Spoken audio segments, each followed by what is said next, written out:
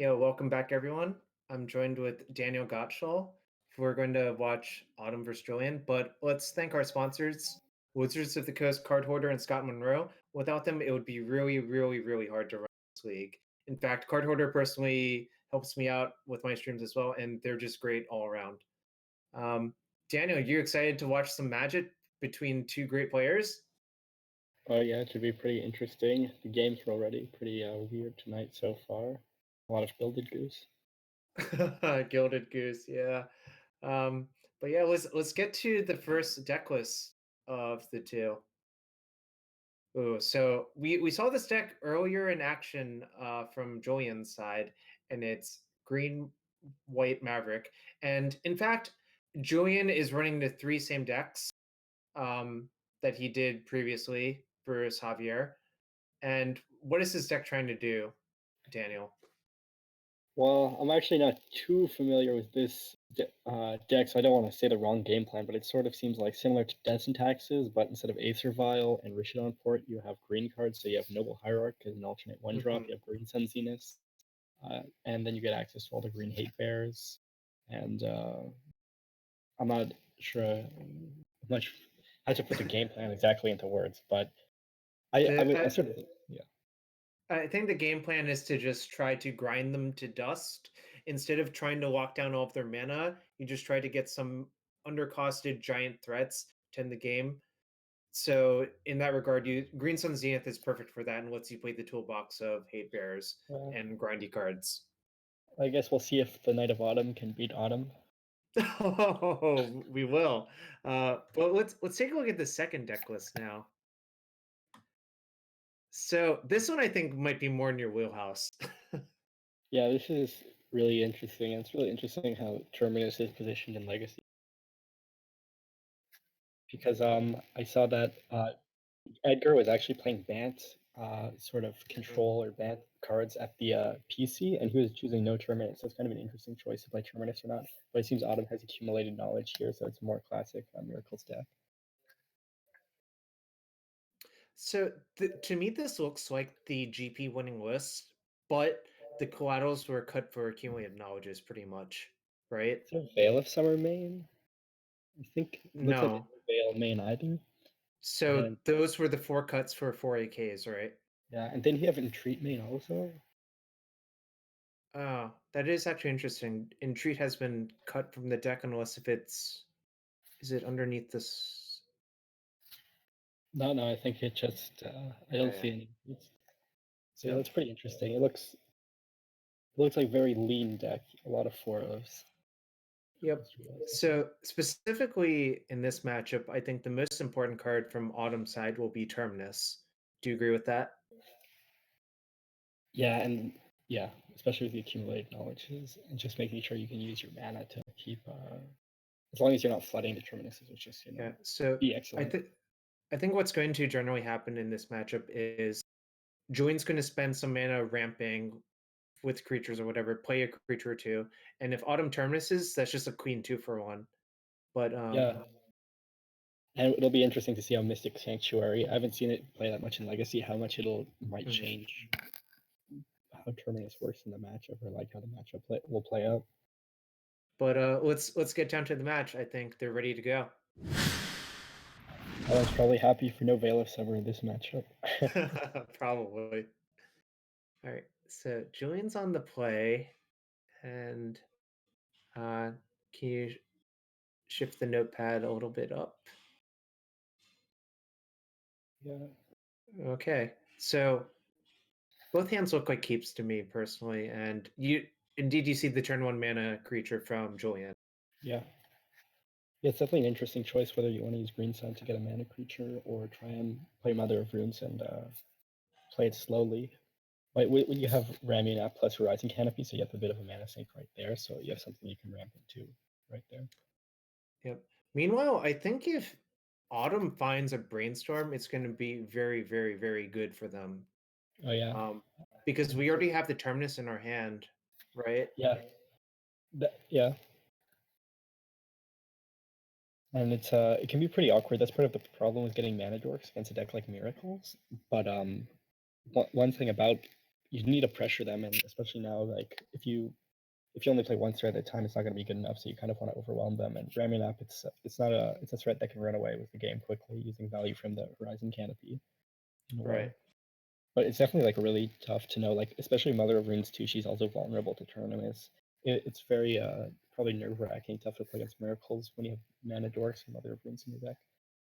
Oh, but that's nice. So look at this. Autumn found the brainstorm. Julian found a Thalia. So even naturally speaking, it's going to take a while to terminus, but that might give Autumn more room to terminus away more creatures. Yeah.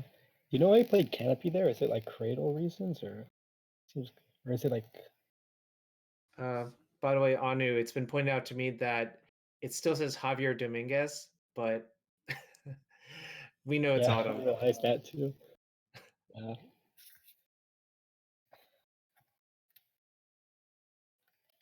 Yeah, I think this is going very, very, very well for currently. Yeah. It's so awkward playing these because you can't go long against Miracles, but at the same time you don't want to extend everything, which makes it so hard. I mean, that's where Aether Vial comes in help a lot because you get your card that can't be terminused away and play. Obviously, Teferi though, it's not great against Vial, but it gives them more ways to remove it. Yep. So we're going to see a EOT brainstorm because you basically have to spend your mana here. It's going to just take forever. Well, also you're taking damage from creatures, so you really just need to get things going, right? Yeah, this brings back good memories of playing Miracles when you're in position like this. You feel like you can't live, but you're gonna play for like 5 more turns. You just kill everything, draw all the cards, and like nothing your opponent can do can matter. And Autumn has 2 AK set up, a plow in hand, and they're shuffling away Teferi, which I don't think is a high impact card matchup. Yeah. Looks like they might actually they don't want to cast Ponder yet. Yeah, I don't think there's a rush to do so. Yeah. And that means they can still have access to Teferi potentially, but it's difficult to know exactly the best way to do everything. But also think about this. What card would you want to pitch to Force of Will in that hand? Yeah, it's Snap or Ponder, basically. And that's why you can play it slowly. Yeah. I think. Because you also it's on one level where you want to hit your land drops, because theoretically you can always use your mana to keep pulling yourself ahead. But on another level, you have everything set up, so you might not need to risk it. It's actually playing limited helped me with that, because when I was in constructed and I played decks like Miracles, I used to always be like, oh, I want to always hit my land drops because I can always do stuff with my mana. And then when I played limited, I'm like, oh, I never like lands. You're so good at like not wanting them, so now I'm a lot better at not trying to always hit my land drops. So interestingly, I think Autumn saw Astrolabe Teferi, if I'm correct. But it got shuffled, but Autumn ended up drawing a second Astrolabe anyways. Yeah, probably because in their head, Astrolabe doesn't, do a whole lot at this point in particular. Agreed. Yeah.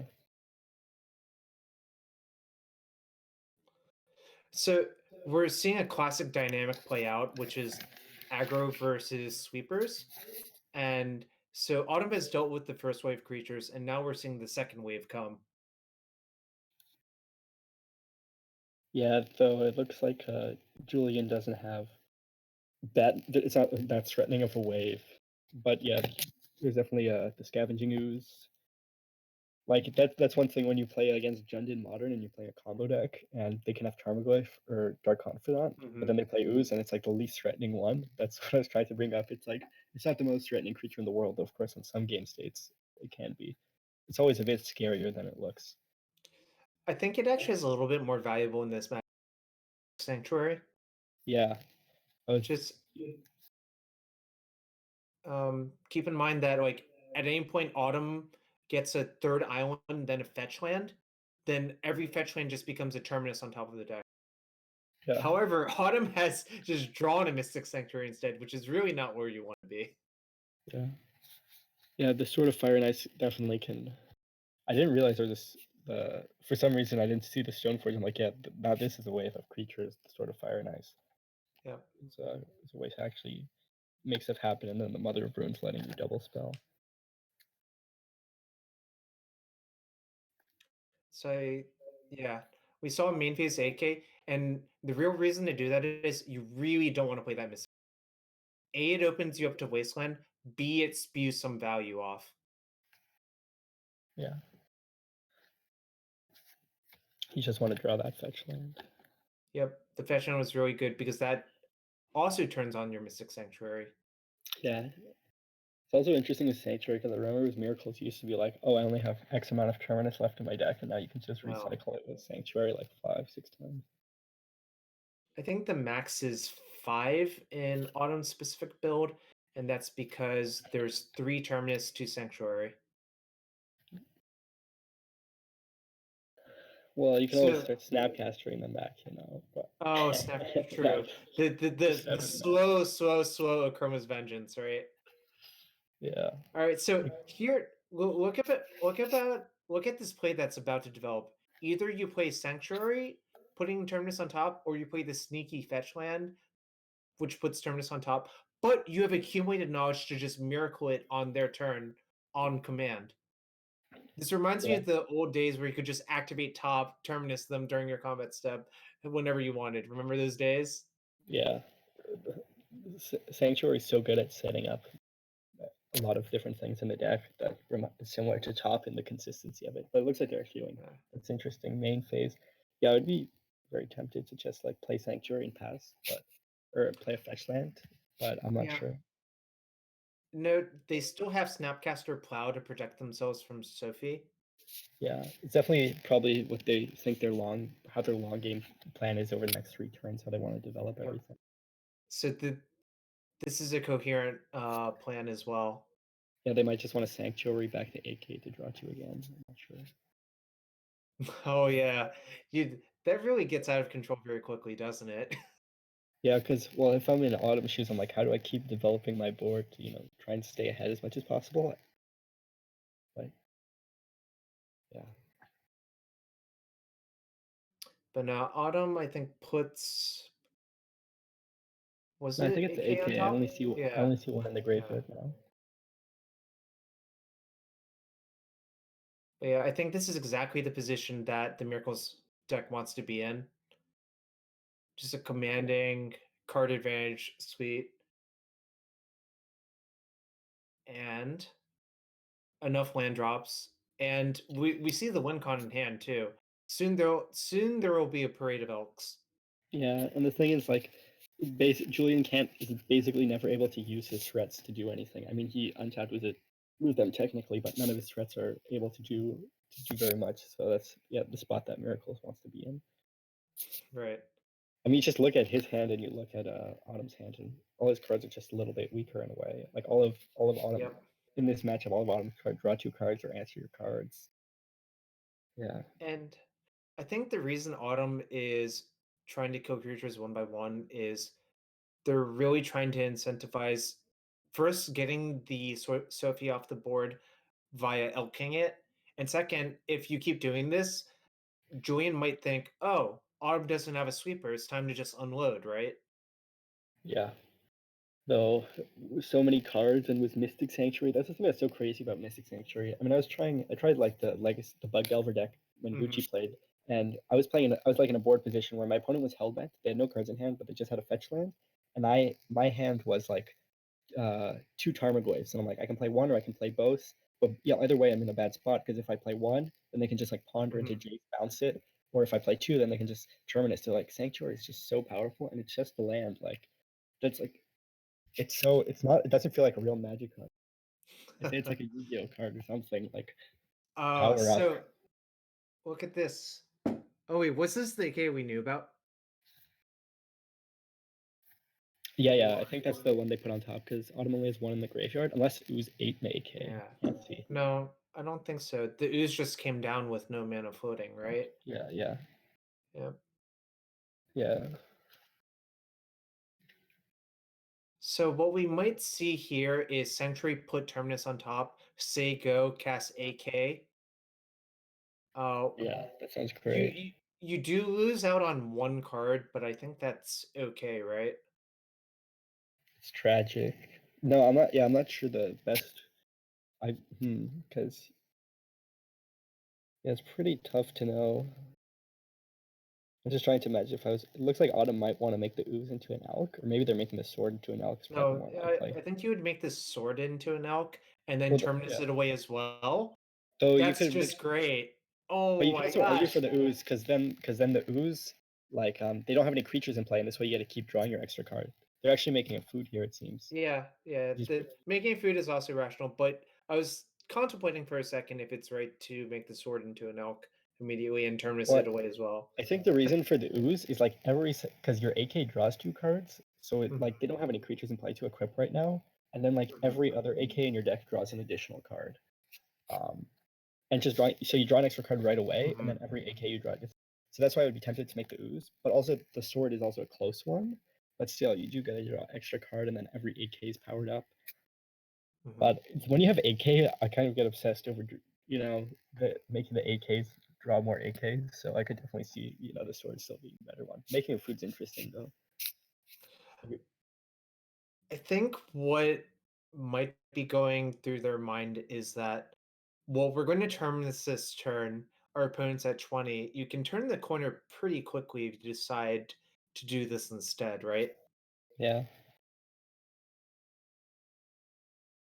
And I would like to note that Autumn has used both of their sanctuaries, so the graveyard only matters for Snapcaster Mage now.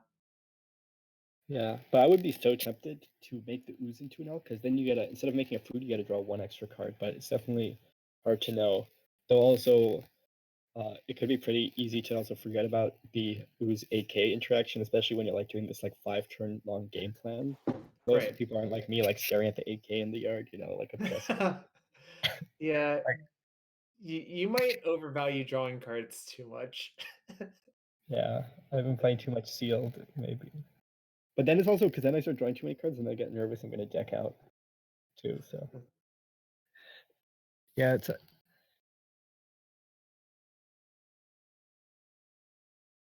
All right, so I think this also makes sense. Julian knows about the terminus on top, so he's just going for the throat, trying to deal damage to Autumn. yeah.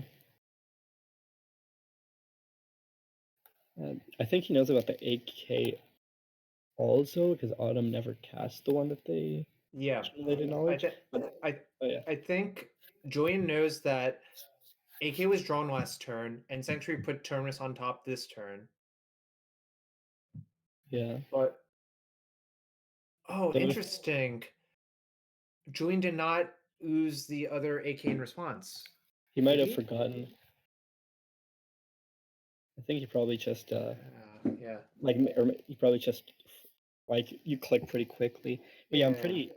pretty interested. Yeah. Okay, look like he's good. Yeah. It, Yeah. June decided it was over because he had spent all of his mana making that attack and activating ooze that he couldn't even play one of his 3 drops Yeah, that's what for I his was gonna say. combat. Like the attack was Yeah. the noble and equipping the sword. But it's definitely hard because you kind of want to make Autumn use their Terminus, because if you Mhm. don't do anything threatening, then they can just not use Terminus. So let's look at sideboarding real quick. Can we move our teleprompter real quick? All right. So obvious bad cards. Well, let's see what they are thinking about. Both of them, I suppose. Yeah, it I looks think like there's no. Julian improves a little bit more than Autumn does, based on how the sideboards are built. Choke is like an all-star. Gideon's like insane. Yeah, I think yeah for sure. Like Choke and Gideon are so good, and And Surgical gives here, you some stuff.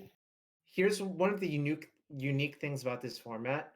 Julian knows Autumn does not have Monster Mentor. And what that means is you're allowed to cut all of your Source of Plowshares safely.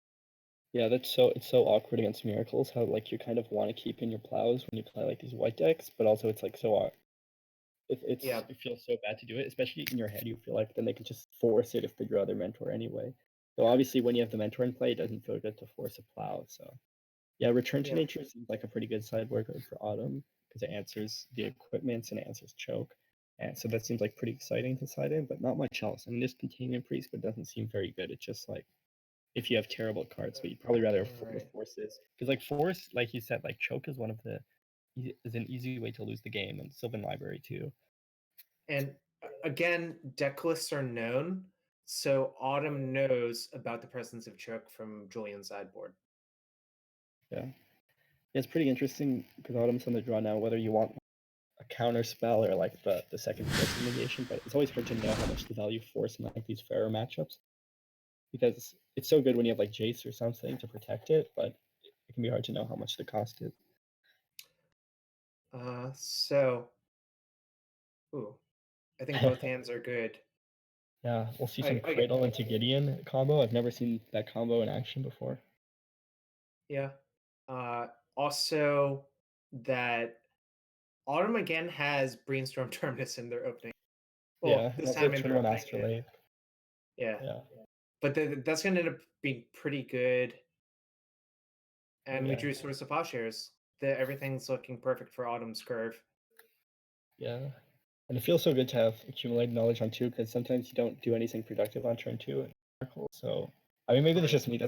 So it just feels nice. That's what I like about AK. I'm always worried about decks like Miracles that I'm not going to be able to spend my mana to do stuff productively. And if you have AK, it makes it much easier to always have stuff to do with your mana, which is like one of my main worries with Miracles. You open reactive hands that are like, you can't cast anything and then you don't do anything. Mm. So here's what Julian's thinking about, I believe. You can turn 3 the... Oh, you can't even turn 3 the Gideon even if you fetch Dried Arbor off of the Cradle, because the problem is you won't have a second white mana, right? Oh yeah, I wasn't thinking about that. Yeah, that's true. So he needs his own Astrolabe. Yeah, that's kind of an awkward interaction. we can't even turbo out the Gideon off of our Cradle because I guess there was no way to do it, because you would need you need like Astrolabe. it was just not well, possible. it's not a creature for Cradle, so it wouldn't actually work. Never mind. Yeah. There's you need like Manamorphose basically. But So, Autumn has the force. So. I have a question for you. How do you feel about Umazawa's GTA first mirror? Yeah, I was gonna say, because I was almost gonna say it's a pretty bad card, like one you could consider cutting compared to like your worst cards. But maybe it's supposed to be dominating elk combat. I don't know, because usually that's one of the cards you'd be tempted to cut. But also sometimes you're like, well, the games can go long with Stoneforge. But yeah, definitely when I saw GTA and play, I'm like, okay, so we played a 2-drop equipment, but it's not really pressuring that much because a lot of their threats are planeswalkers in a way. They don't even have Mentor, which is one. Like, yeah. But it's also, it's really tempting when you think the game's going to go long to maximize your equipment for Stoneforge. Right. But it's hard. It depends what your worst card is, really. I think, yeah, it's hard to know. And really, I think we're going to see Autumn just brainstorm and set up the Terminus. Unless they blind Miracle Terminus, which would be kind of insane. But they did not. It looks like we got some good ones here. Yeah, I would just say it kind of looks like looks like Autumn's in a really good position, personally speaking. Yeah, I was almost scared for a second. I was kind of tired, so I was almost like gonna be like sometimes you forget to you're like you have the brainstorm and the terminus, and then you're like, okay, now what 2 spells do I put back? Yeah, and you forget to put the Terminus back. Yeah, the first time I played Is It Phoenix, I cast Looting, and then I drew 2 Arclight Phoenix. I'm like, sweet. So now what 2 spells do I discard? Which is pretty funny, but yeah. Because I saw Autumn like hovering over 2 spells for a second. I'm like, oh no, are they gonna do it? I mean, probably it's very rare to happen, but it's just kind of a funny thing that can happen. I think Autumn's deliberate enough that that's unlikely to get screwed up unless it. I don't know. I think that's unlikely to happen to anyone. It's just something that would happen that I was thinking about. I mean, but yeah. Now the Cradle's actually kind of awkward because it doesn't even tap for mana. Yeah, and you look at Julian's hand, it's really kind of awkward now.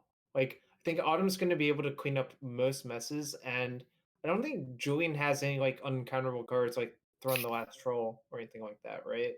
Yeah, like I mean, it's so awkward for these decks because like Miracles just answers every threat you play, and then they have better card advantage engines you can't interact with. You kind of need to cheese them out with like choke or like hope they can't answer stuff, because I mean they just have like Every card in their deck they can answer, and then they just have like cantrips and more efficient. Like they can use their mana on every turn, whereas a deck like Julian's kind of they can't. Well, I guess it's not even just about using mana, but they just can't interact with all the like boom booms Autumn's gonna have. Boom booms, the bombs, the haymakers. Like it's basically like a game of limited where one player has a bunch of bombs and the other player, like one player can interact with the other player's bombs and like the other player can't. Like Julian can't really stop Autumn's bombs and Autumn's like can stop all Julian's bombs. Ooh, we're just gonna see an AK cycled.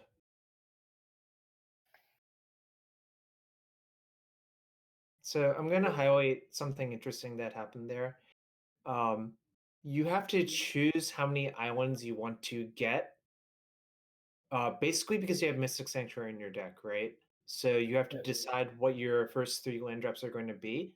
I think Autumn prioritized getting a plains there to play around their Astrolabe getting killed. Yeah. Yeah, that makes sense, especially because they don't have any other basic ways to fetch it. I was just thinking about how good Urborg is because I was thinking it was with the Arkham Astrolabe. You can fetch that to make any color. No, because I was thinking, okay, you could like snap because you want to plow probably if they equip this sort of fire and ice. And then so I was just thinking about like how they want to use their snapcaster. See, reaching for the boom boom.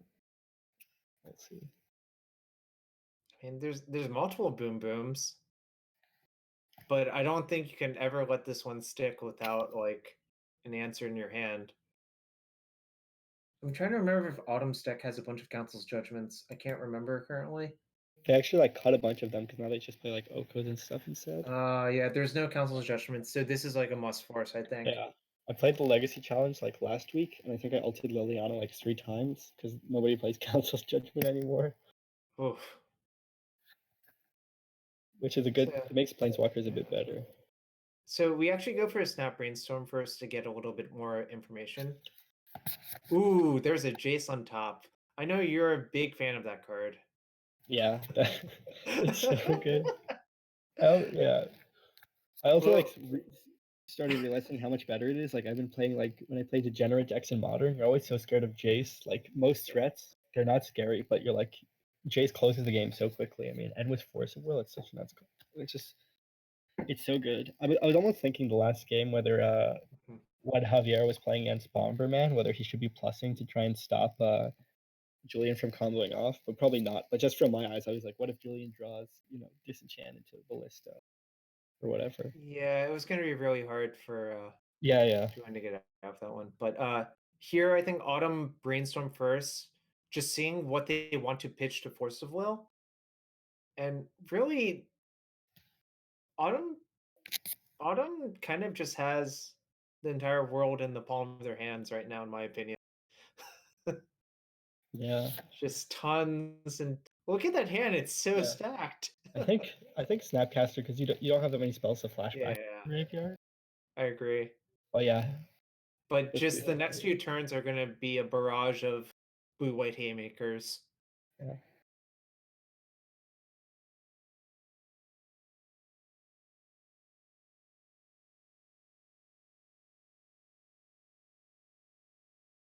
Yeah, this blue-white green deck is plow. really good.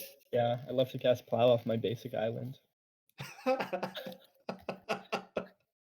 You're just making a case for Astrolabe getting banned. It's like now I'm like, oh, what do I play, Jace or Oko? Well, I mean, now it's actually the the fact that walker it's a of all time. close choice is kind of ridiculous if you think about it. Yeah. I definitely like they're probably thinking about like choke. I would think. Yeah, choke is somewhat worse in here because the implication of having Mystic Sanctuary in your deck means you basically have to fetch 3 islands every game, right? Yeah. I could, yeah. So I think it's definitely that's the and there's the Force of Will. That's yeah. Oh yeah, That definitely like. Yeah, I was just gonna say like choke is definitely what I would be worried about, and Oko might be better against choke in a way, but it's hard to tell because that way you can also cast Ponder guaranteed. But Jace definitely in the abstract close to the game quicker. Just Yeah, I mean, I don't think Autumn's ever going to run out of stuff to kill their creatures with, especially since Oko kills all of their creatures slowly. Yeah. And note, there is one AK in the graveyard for Autumn. So I think they're going to try to avoid pitching AK to Forcible if at all possible. Yeah. One kind of interesting note is you cannot use Oko to instantly animate that Thraben game because there's no green source in play for Autumn. Or so you can't. Oh yeah, you can instantly. Yeah, that would be funny if that was became relevant in some ways. But yeah, it looks like I mean, I'm trying to envision a series of draws that gets Julian out of this. It seems really, really, really hard. Yeah. I mean, the thing is about these green white decks, all the threats are like kind of slow in a way to generate value that they give Autumn so much time to react to them. Like Choke's the main one, but Autumn has the first force. So then like maybe a second Choke. I mean, it's not that Choke is so much better than the other threats, but a lot of the other threats are just like Jace and Oko can just kind of beat them. So here's the problem. Even if you cycle a Canopy into Choke, you can't even cast it this turn. Yeah. Wow, That's actually a big Yes. problem. Yeah. I mean, the thing is just because if you look at Julian's deck, like every single card in the deck would just Oko and Jace themselves just beat it. But it would be funny if you had Questing Beast and Autumn had Force and the Questing Beast killed the Jace. That would be pretty funny. That would be funny, but it's And also then if you just so carry the unlikely two, by this point. yeah, maybe I don't. I forgot if he had Questing Beast in his deck, but he's maybe thinking, man, I'm so unlucky. If I had one more mana, I could get Questing Beast and kill this Jace. I'll check, but I don't believe Yeah, he had I Questing didn't Beast. see any. I don't think. No, But, no. Only Javier registered Questing Beast. I mean, so far we're seeing that green decks that register Questing Beast seem to win a lot. Coincidence? Yeah. All Javier's missing is the Embercleave for the Questing Beast. I mean, Embercleave, we've seen it some legacy play. I don't know if you've Yeah. seen the mono red stuff. Yeah. I've seen it. Yeah. But yeah, it's pretty interesting that he chose to do nothing, like not even cast Venus for 3. It feels like if you like, what else are you?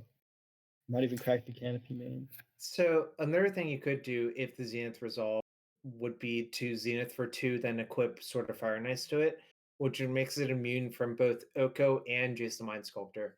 Yeah, I'm not sure what his plan is here because he didn't use any mana this turn. He didn't because it feels like it's pretty hard to beat anything. They already have a Jace on board, but I'm not sure. Maybe he was waiting for 4. Okay. I guess Zenith for 3 now. Then if it does not get Force of Willed, which it looks like it is, but if it didn't get Force of Willed, you could play a land and equip Sophie to it to prevent those things happen to you. But Autumn still has Snap Plow I mean, that's behind. lethal, yeah. But And it's also, like this is just lethal damage. the extra bad feeling you have to tap your Canopy is like paying life. It's actually relevant versus control. That's when you know you're in trouble. Like, paying life for Canopy, and you're like, man, the Snapcaster is going to kill me quickly.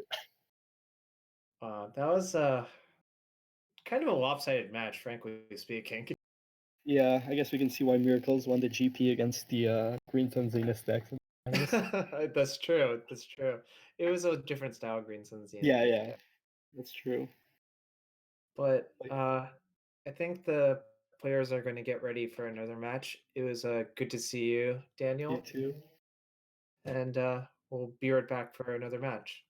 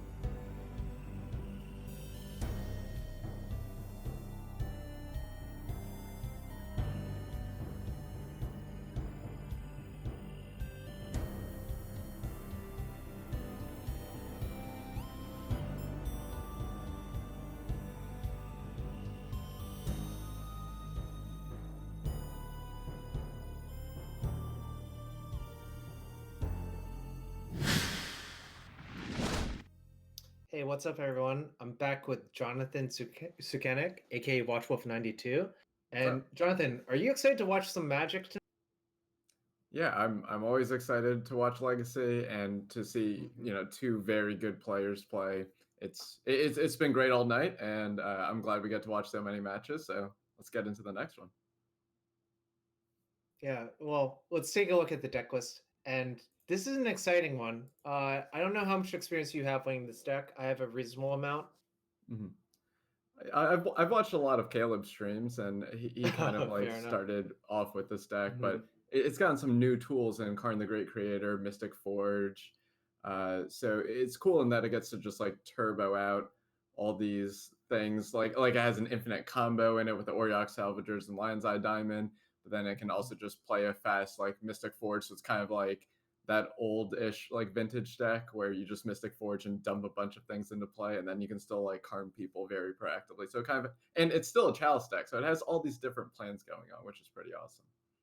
And one of my favorite cards in this deck, frankly, is Monastery Mentor. With a number of artifacts that you can sometimes just kill your opponent with Mentor in play, cast Mystic Forge, and just have very easily over lethal the next turn. Yeah, that's definitely another avenue of attack. I guess my favorite card in the deck is probably like Ancient Den, just being like a very subtle way to help your Mox Opals. Yeah, so it's interesting that all of the Ancient Dens came back. During the Ren 6 era, this deck cut way down on them. Mm-hmm. Which makes sense. But frankly, you're so soft to Wasteland anyways that I think it's fine to just play all of the dens and make your Mox Opals better. And it looks like the players are ready, so let's get straight to it. Awesome. So it looks like Autumn's on the play, and what do you make of their hand? I mean, they mulliganed, so I don't know. I didn't get a great look at it, but I'll just assume Autumn made a good decision.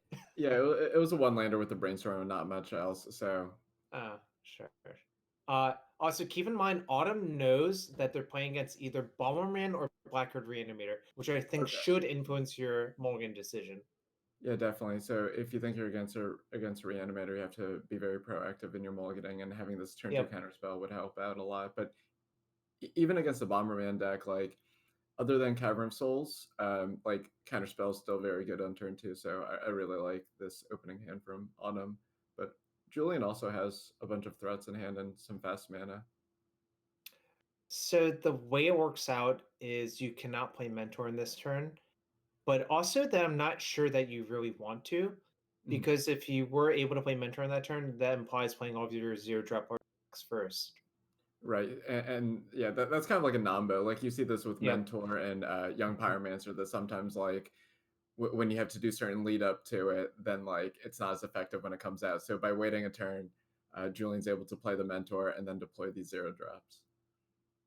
And also just playing around like Swords of Plowshares on turn 2.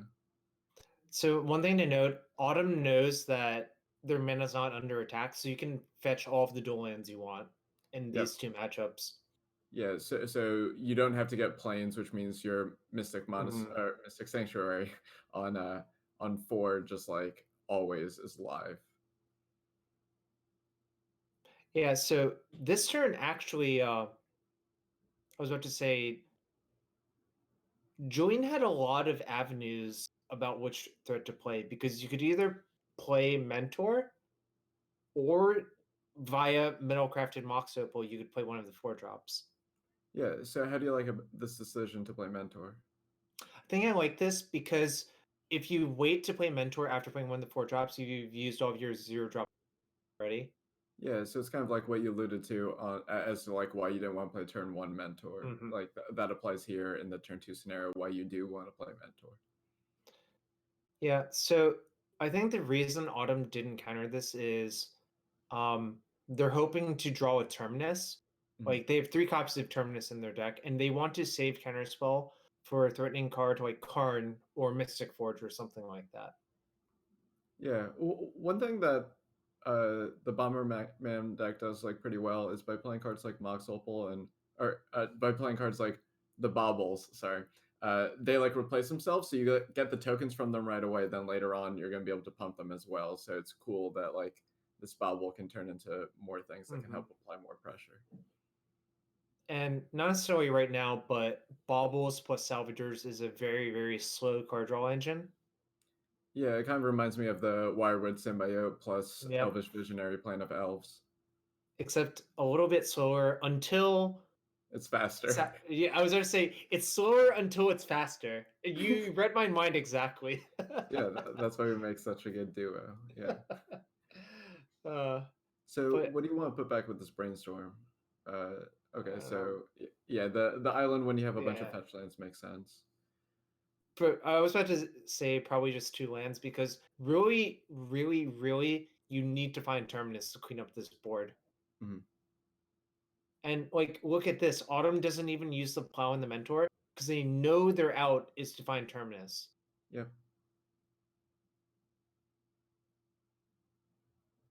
Pretty unfortunate draws for Julian, but he still has a lot of decisions here. So he can choose to cast Karn or Auriok Salvagers.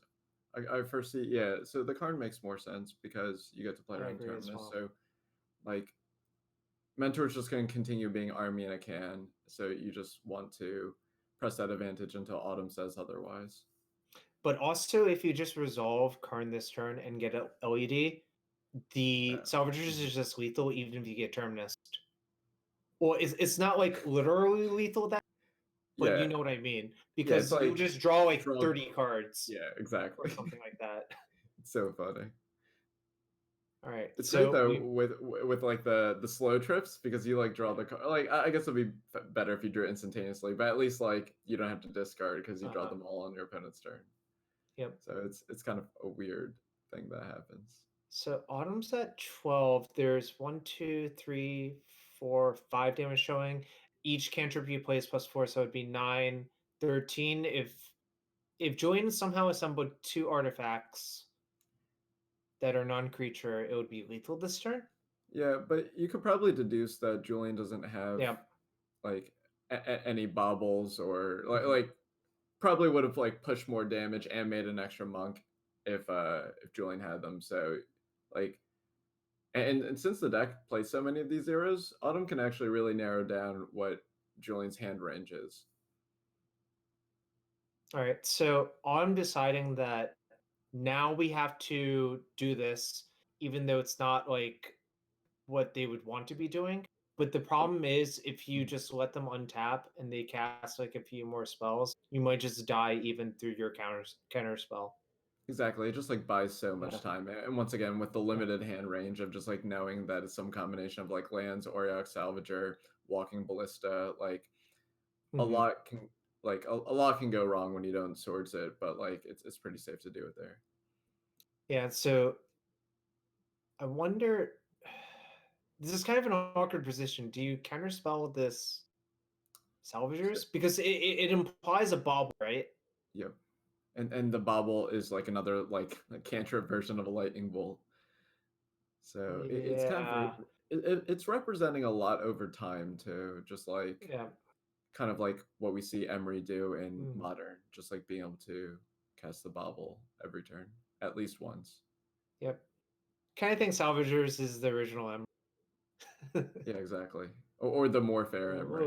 Until Teferi Time Raveler. What does that do?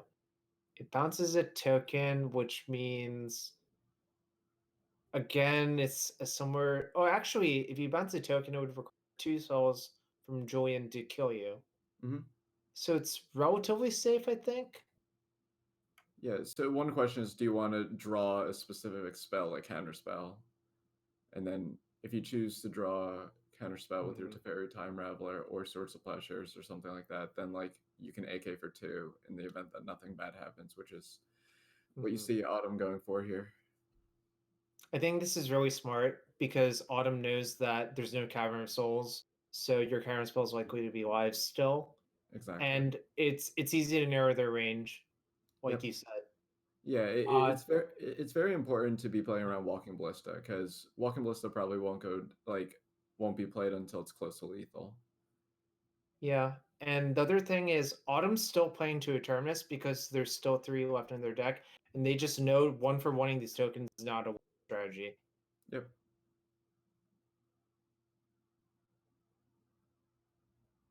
Yeah, so if that counter spell wasn't played, then with the Lotus Petal having been drawn, Yeah, it would have Autumn been would have just lethal. died. Yeah. I really, really, really love how Autumn has played this game. They've Yep. shown great long-term vision for how they want the game to play out. But the fact of the matter is, if you don't draw a Terminus, I think you lose this game basically. Ooh, but Snapcaster might be good enough. Snap Yeah. Plow. Yeah, definitely a very timely draw. And But having forced blue card yeah. also helps insulate against a Walking Ballista off the top. I wonder if this bobble is going to get forced. Hmm.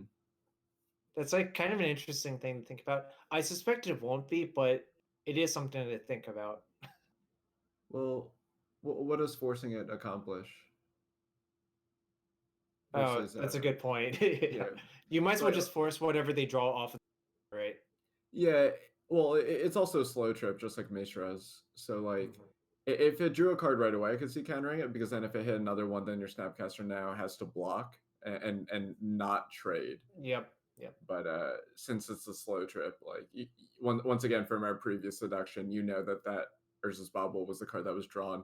This card in hand has to be either land or Walking Ballista. And by this point, it's more likely to be land. Exactly. I think. So Autumn's kind of playing from our point of view at this point of knowing both their hand and Julian's hand. Ooh, another Snapcaster is an excellent draw. Yeah, so you're able to AK for 2 or counterspell with that one, more likely counterspell in the short term. But if nothing happens this turn, I can definitely see just firing off and getting an AK for 2 or Brainstorm down. Yeah, I think this scariest thing is, what if Julian just draws Cavern of Souls, Walking Ballista back to back? Mm-hmm. So and it looks look, like the bubble revealed a Snapcaster Mage, so we still got a game here. Those are two very good threats that Julian was able to draw. Yep. Yeah, I would also lead with the Karn because the Ballista is literally lethal. Yep, exactly.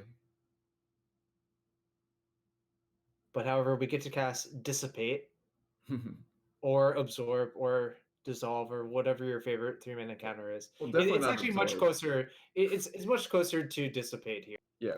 Yeah, if it was Absorb, this Walking Ballista wouldn't be as scary. This is great. You get to jam both threats that are lethal this turn? Yeah. Or is this for X equals 2? You pretty much force... No, it's X equals 3, right? Because it's low spell Mox Opal. So pretty much needing like another either counterspell, Force of Will, and exactly that. But getting this board to parity isn't miserable, but yeah, Autumn's the one that's still has the Teferi in play and is the first to draw, and drawing a Force of Will is very like counterspells are really good when you're at parity or slightly ahead. Agreed. Until a Cavern of Soul shows up and ruins it all. Yep. I'm sure you've been on the receiving end of that once or twice. Yeah, at least twice. At least twice. So here they can use their Teferi as a repulse, and in fact they do. Yep. I like that a lot. So understand that the minus isn't going to do much else, and still just leaving up hardcast Force of Will. So just kind of what you alluded to earlier, really good long-term vision. But due to bouncing the Arkham's Astrolabe and then like leaving up hardcast Force of Will, A, it's slightly telegraphed that your hand contains Force of Will or maybe a Snapcaster Mage. But B, now this chalice has to get countered. Or maybe it has to, it's too strong, but like it's likely to be countered because of the Astrolabe that's in the hand. I mean, I'm about to say, like, you have 3 cards that are shut off by this. I think it's sort of a forced play, pun intended. Nice. Yeah, it's kind of like an interesting scenario because by not playing the Astrolabe and by not playing the Astrolabe, like you get to keep the Ponder in hand when you force this, but then you're also shields down if a Walking Ballista was drawn, but you might just lose that anyways. So kind of an interesting decision there. So here, that's interesting to me. I feel like I would have led on the Ponder. I was thinking about that for a sec, but it's better the times you want to fetch. Yeah. are naturally then pondered to be more selective instead of like drawing virtually 2 cards off of your ponder in a forced way. So yeah, so that's why we see the sequencing of like single card draws, then like a ponder or brainstorm, because like since both those cards put cards back, you want to dig to get the maximum amount of information first. It's just at the cost of like hard casting force of will, pretty much. Yep. So it looks like the Fawn, ponder Oko, has Force of Strand. Negation, Oko, and Flooded Strand. That's very So- interesting. Do you? So the question is, do you want to turn the corner this turn, or do you want to try to hold up Fawn for another non-creature threat? Yeah, so it looks like the Force of Negation was drawn, which means that Oko is probably the next card in that strand. So now we So probably both players die to a ballista. Yeah, so what did the bubble reveal? Source of plowshares. Okay. So Ooh, doesn't know about the Force of Negation, which means that this card's probably just gonna be forced. Yeah. So Another Autumn force getting play. rewarded for their decision last turn, most likely. Mm-hmm. Yeah. And like realistically, you can't wait with these things versus a blue deck in these scenarios. They just have so many cantrips. What you like to call the power of blue. Yep. Miracles like does it better than most other decks though. Just like Yep. like they pretty much play like a 30 card deck. I would like to point out that Autumn managed to clean up a board of a mentor and 3 tokens without ever casting a Terminus. Yeah. And like still getting ahead on cards as well in the meantime, which I think is just like astounding. Yeah, just very much understanding like it's about playing to your outs, but like maximization in the times where you don't receive your outs. So one interesting question is, do you make a food or an elk? I think I like making a food or making an elk because you still have the option of fooding it by plowing your own creature as well. Exactly. Yeah, you still have the same optionality for that turn cycle through the Source of Plowshares, but you are now presenting a clock, which is Exactly. pretty important. I think it's really important because you know your opponent's deck does have counter souls, so even getting like a wall of counters might not be good enough.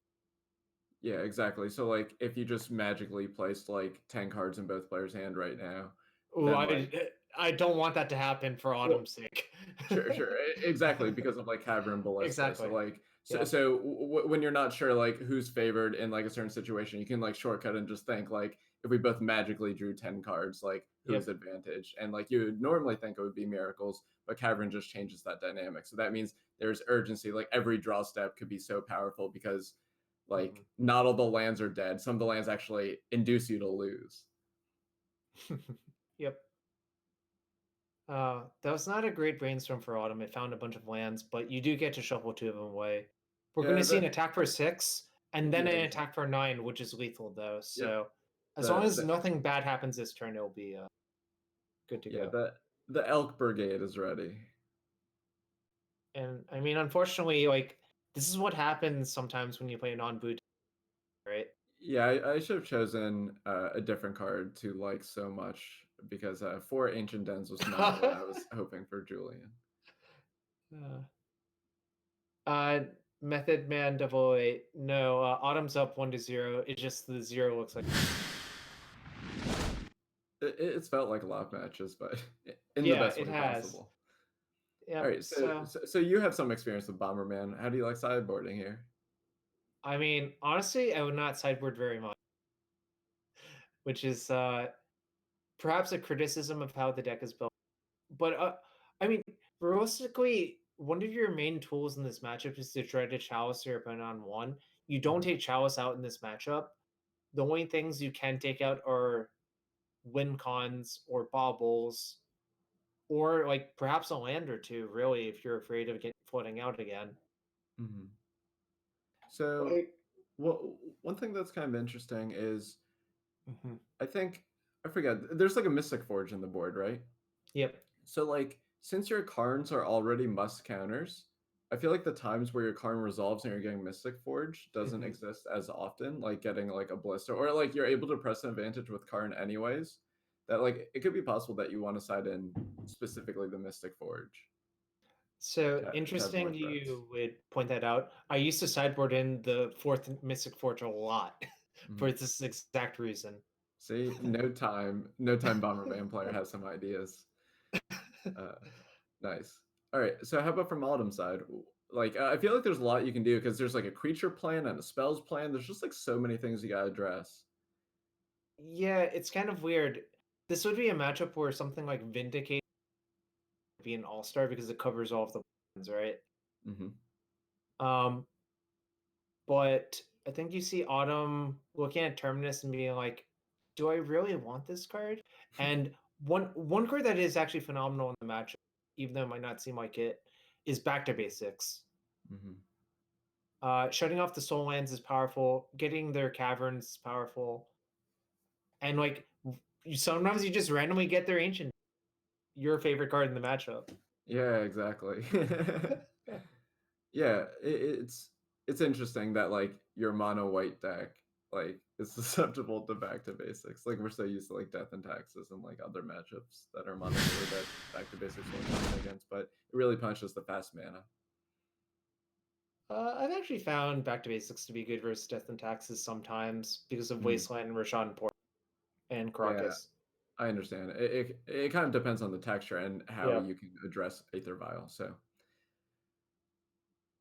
all right, looking at the hand. So yeah, Autumn had another mulligan, and yeah, so the previous game where a Mentor's beat also involved a mulligan, which was pretty interesting. So I would like to note that if both the Mentor and Salvagers and LD stuck, that would actually just be a kill with infinite prowess on turn 3. Yeah. Probably when you cast like maybe the 34th Lion's Eye Diamond, you might get a concession, but probably earlier than that because it's like yeah, that's true. I'm there'll a be some strong sympathy. believer in saving mental energy when you know the. Yeah, me too. I'm all for saving time. In my younger days, I would grind those games out and hope my opponent up, but here it's just not worth it, I think. Yeah, I think, yeah, exactly. Time is important. Yeah. Like, think about it from this other perspective. Julian's already played 5 matches tonight. Yeah, geez. He's pretty much just like playing a whole like Grand Prix Day 2 or like Pro Tour of like worth. Yeah. Like these aren't easy opponents either. No. They're like NPL members. You literally played against a world champ and an MC winner from this year. Yeah. Right now. So it's just crazy. And don't forget, Julian is an FNM champ, so 6-time FNM champ. Jeez, more than I've ever. Anurag tells us it's 9, so sorry to get that stat wrong. It's a very important. Oh yeah. But now so yeah, the mentor getting force makes sense. So in the previous game, Autumn understood that they could like situate the game in a way that they can address mentor. But when you look at the texture of this hand, you kind of want to just be able to like have Oko solve some of your problems. So you see a slightly different slant, and also just like the tools you have available are different. But also remember that I think Autumn sided out 2 Terminus, so you're not allowed to let Mentor go as wide because there's a much higher chance that the card just kills you on the spot, I think. Yeah, that's a good observation. So here we might actually see. Oh, I was about to ask which one would you play here, Karn or Salvagers? So, I feel like I would play the Salvagers, but oh no, you have to play the Karn first. So like if you play the Salvagers and then you start like doing any kind of Lion's Eye Diamond like shenanigans, then like there is a chance where like when you crack the Lion's Eye Diamond, you have like you lose the Karn, and then like your Salvagers can get plowed. Like things can just happen badly on the way. Yep. I think this also makes sense because you want to run the meta of counter, and the way you do that, play this one first. Yep. Unfortunately, this is gonna go poorly for Autumn, it looks like. Yeah, so we know that Karn's gonna resolve. So what do you minus for? Like, there's Mystic Forge in terms of like long term. Ballista like can apply some pressure in a unique way. I'm going to see if Julian's deck has looked. It does not. Yeah. So what's the wish board that we're looking at this point? All right. So I don't know what Julian actually sided in personally, but cards you could consider are Lion's Eye Diamond, probably not, Ensnaring Bridge, Mycosynth Lattice, Walking Ballista. Yep. You could technically get Tormod's Crypt, but I don't think that actually does very much.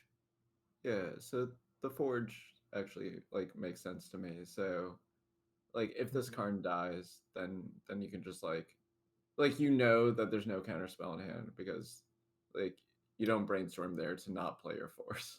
Well, so one weird part about the oh my god, that's a great top deck. The Force Will is a great top deck, rather.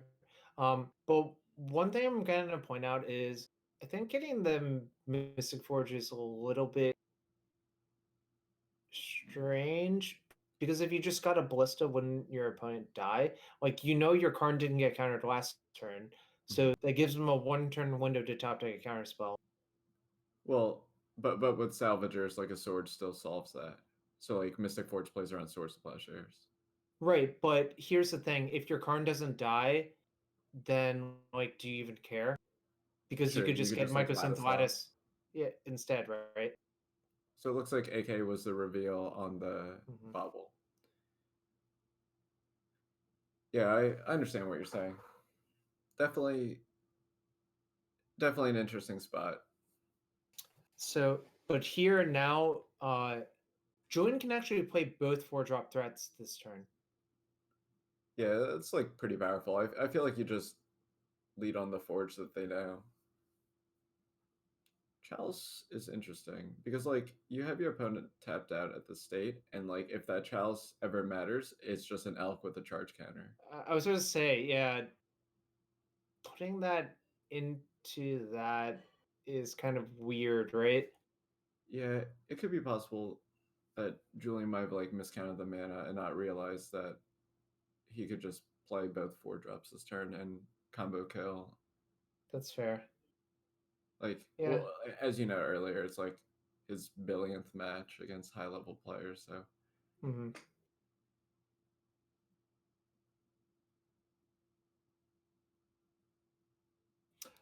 I wonder if you're going to actually see Autumn let this resolve, then just. Oh no, you can't, because if they have lead, they would just pay the 1 mana floating plus white off of the pedal. Huh. So Autumn's thinking about that possibility. Yeah. So also, yeah, I mean, it's easy for us. We get to see the hands, but another large part of the consideration is the times where this is more of like a value play just to get back the bobble, and then you can source the Plowshares or Oko it. So like understanding that this force has a lot of value. That's like the exact bad sequence of cards for Julian based on how he chose to play with the yeah. So you can make 1 monk, right? Yep. You can play the mentor and then play LED and get a monk. Ooh. Yeah. Interesting point from the person behind the curtain. If you play mentor, it would just get stolen by the Oko. Yep. But also this gets dissipated again. Yeah, and the elk parade just like being able to produce lethal in 1 more turn cycle is like it's kind of insane how fast Oko turns the corner. Well, yeah. You know how Garrick Wildspeaker minus to make 3/3s? Imagine if you can plus to make 3/3s.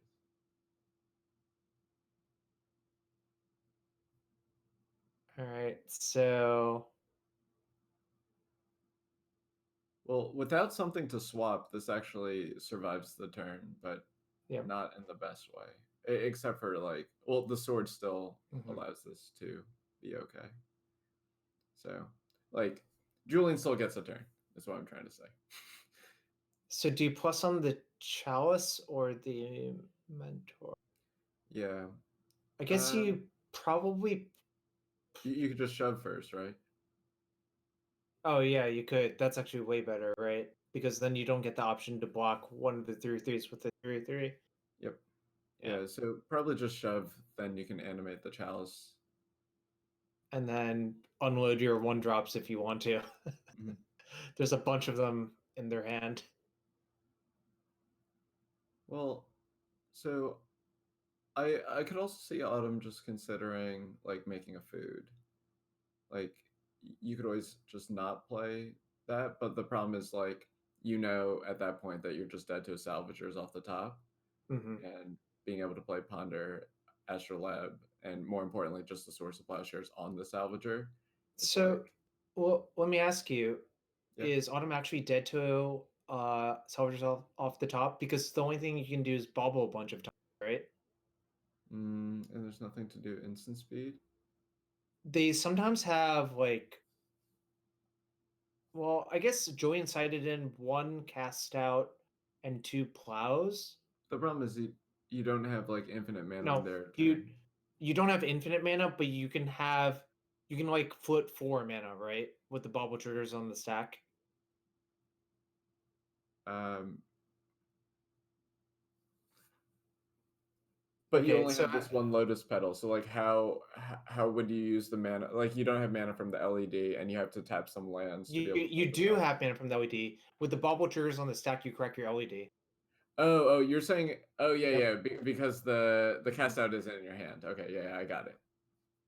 Yeah, so you could play towards if somehow Julian draws salvagers this turn. Well, Mox Opal's not gonna cut it.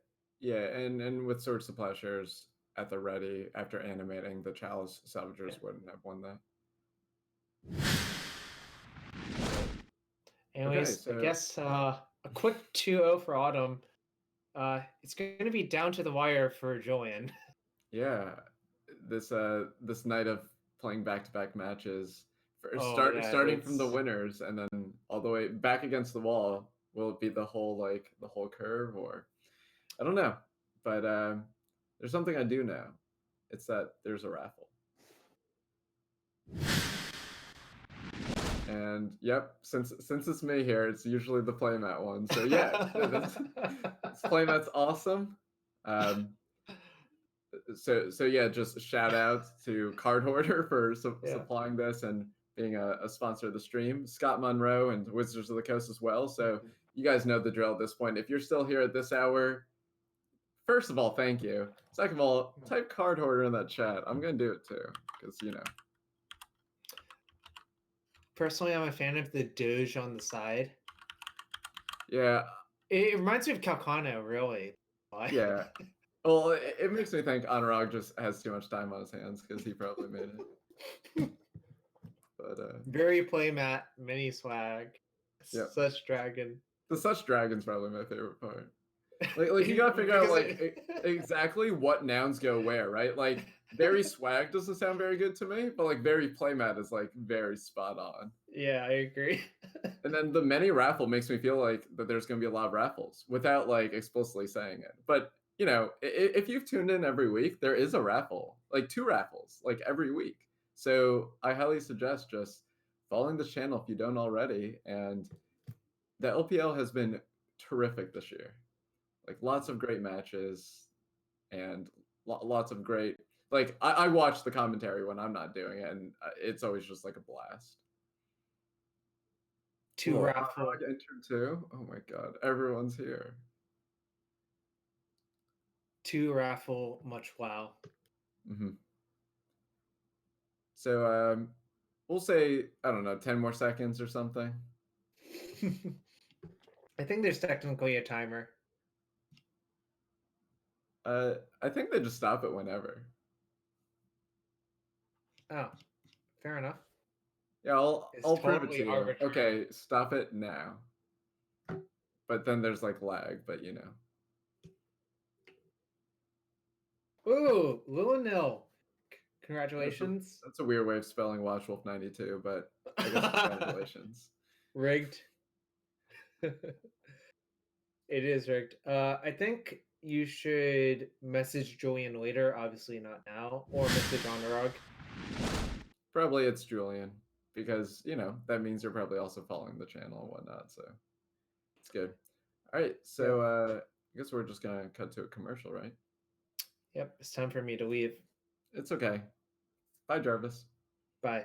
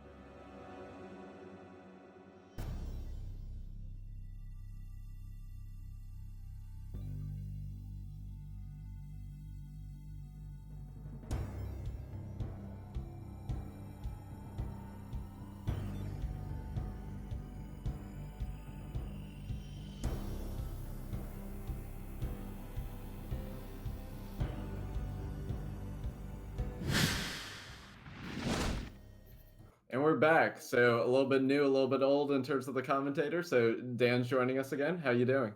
Good. Hey everyone, ready to watch some Legacy? Yeah, so Julian's down to his last deck, which we know is Black Red Reanimator from earlier tonight when he had to play against Javier. So let's bring up the list. Yeah, it looks about the same as last time I saw it. So what do you make of this list and how it's going to fight against Miracles, which seems to be unstoppable right now? Well, it's got the 4 reference silence, which definitely pops out as well, I guess that's not for this matchup, but for ley lines, but the Xantid Swarm could be interesting tool against Miracles. and I don't see that much else. And I haven't played Black Red much myself, so I don't know if Lake of the Dead Grave Titan is something you want to do. Probably Yeah, not. I was thinking about the Grave Titan too, because like the zombies can get outclassed by the Okos, but like the Grave Titan body is like pretty good and like Yeah. is good against Swords of Plowshares. Like Gristlebrand's always gonna be your main man, but Yeah, well, it's good against swords in a way, but the two zombies aren't that threatening that it makes. I mean, they're threatening in a way, but Mhm. it's I don't know. It's definitely. I haven't played this deck a ton, but it's also like, what do you want to cut? Like, you probably want to bring in two Xanadu Swarms. Maybe you can trim a bit of the fast mana, but nothing else you can really trim too much of. And also, the fast Yeah. mana gives you the speed to overcome autumn in the early game. Yeah, we'll see how it plays out, but for now, we're gonna see how the game one goes. Yeah, so it looks like Julian's on the play, which is definitely where you want to be in your Black Road Reanimator deck. And you kind of see a key card for being on the play, this Chancellor of the Annex. So if you ever get a turn one like reanimate going, like Chancellor's what you want to see in your opener. Yeah, this hand's so good, and you have the looting. I mean, just when you have the 7-card looting hand in looting decks, it just feels so good. Mm-hmm. It's And just you know exactly. your looting won't get Force of Negation, which is pretty nice. Yeah, So yeah. and excellent hits. Yeah, probably like a pretty tough decision on what to discard, but I understand it's getting pretty late, so you know he wants to Yeah. make sure that he makes that decision. It's interesting they're unmasking turn one. I wonder if Yeah, there's. so what do you make of that? What would make you want to unmask on turn one? Well, it would generally be if they have like some permanent based hate card, but Mhm. maybe if you're scared they're gonna brainstorm something on top, that's relevant. But you also have the Chancellor, I guess, so they would need like the fort. Like they can't cast the brainstorm easily. Yeah, I guess this is like the only way you know for sure that the coast is clear because you know that like they won't play like double Force of Will because like Chancellor's gonna counter the first one. So like this is the only time you really get to peak effect if they like if you do it next turn and they chose to like play a brainstorm or something that gets like force spiked, let the Actually, I Chancellor can. trigger, Yeah, then the times that they force, you don't know that they have the second force. So this would educate his draw where this turn he would be able to play Thoughtseize. But I guess he would be able to do that anyways. I don't know. Either way, there's a Gristlebrand in play. It's drawn 7 cards. yeah. No, I was thinking like one reason is this way technically they can't use Force of Will to pop the Chancellor shield, so you're 100% to be able. Yeah, like you said. Exactly. It's definitely. Oh yeah. Because like in theory, like they could just play land go, and then they could Force of Will paying the one, like the force spike on the Chancellor, and then so the times where they Yeah. have double force, you never got to see their hand. Yeah. And then you could like Thoughtseize them, and they have like 2 more Force of Wills, so maybe that's the reason. Yeah, I actually think that's pretty heads up. The fact that it took us some time, and you know Julian was able to do it on, I don't even know what time zone he's in anymore, but it's it shows that he has some experience with the deck. Yeah, it's definitely pretty weird. Or Like he you just definitely have to watches jump through some. Landon stream. I'm not Yeah. really sure which one. I mean, you definitely have to jump through a lot of hoops. That's one of the more strange plays I've seen. I mean, not strange, but it's definitely not. Like unintuitive. Yeah. And you can just take it all with these unmasks if you want to. Yeah. But choosing to play another Entomb instead of double unmask. Yeah, that's pretty It's kind of interesting. interesting for me. Yeah, maybe you value the Entomb as a random. Like when you're drawing 7, it can get kind of complicated in the way that you start like you draw so many cards, so you value like specific cards really highly. So maybe you don't want to pitch the Entomb because you want to really get the action right. But you already have Chancellor in the graveyard. I haven't played a lot of Black Reds. It's pretty. When you start drawing with Grizzlebrand, like what matters gets pretty weird. Yeah. When I found Show and Tell is actually really hard to play for me. I tried it once just because what you care about to win a game is so different from normal decks that you really have to sequence things in like weird ways sometimes. That's when you play Delver, it's just much more obvious how you want to win. Yeah, definitely. So we see some sideboarding that you alluded to earlier. So the Xanadu Swarm's coming in, but looks like Julian also is going towards Iona and Archetype. Iona was an interesting card for me because before when it's just blue-white miracles, like it's just Jace versus like the Swords and Terminus. But now there's like Oko too, so now there's like a little more lean on the blue, but then there's still Swords of Plowshare. So like Iona felt like a really weird guessing game, but I guess it's a lot better when you're looking at their hand half the time. Like you do have Unmasked, Thoughtseize, Cabal Therapy. Yeah, I think Autumn could even consider Volcanic Island planes. I mean, they only have one planes, but it's definitely, when I play against combo decks, I like to side Volcanic from time to time over like a non. So Volcanic to just have like extra lands. Yeah, like compared to basic planes. Oh yeah. I understand, because you can just get your tundras. Like your lands aren't being attacked in any meaningful way, unless if it's exactly Magus of the Moon, which Yeah, I mean, is here they not only like the most common sideboard card, and you have Astrolabe in your deck, so you're not really stopping a lot. Yeah, I mean, here Autumn only has one plane. It's like before Astrolabe, a lot of Miracles decks used to have two planes, and so then that would be more common where you decide out one planes or for your Volcanic. But when you only have one planes, then you might become more valuable. But yeah, I mean, you still can fetch Tundra and stuff, so it's definitely something I would consider because you want to keep one landers a lot, and you can't do it with planes, and you can do it with Volcanic.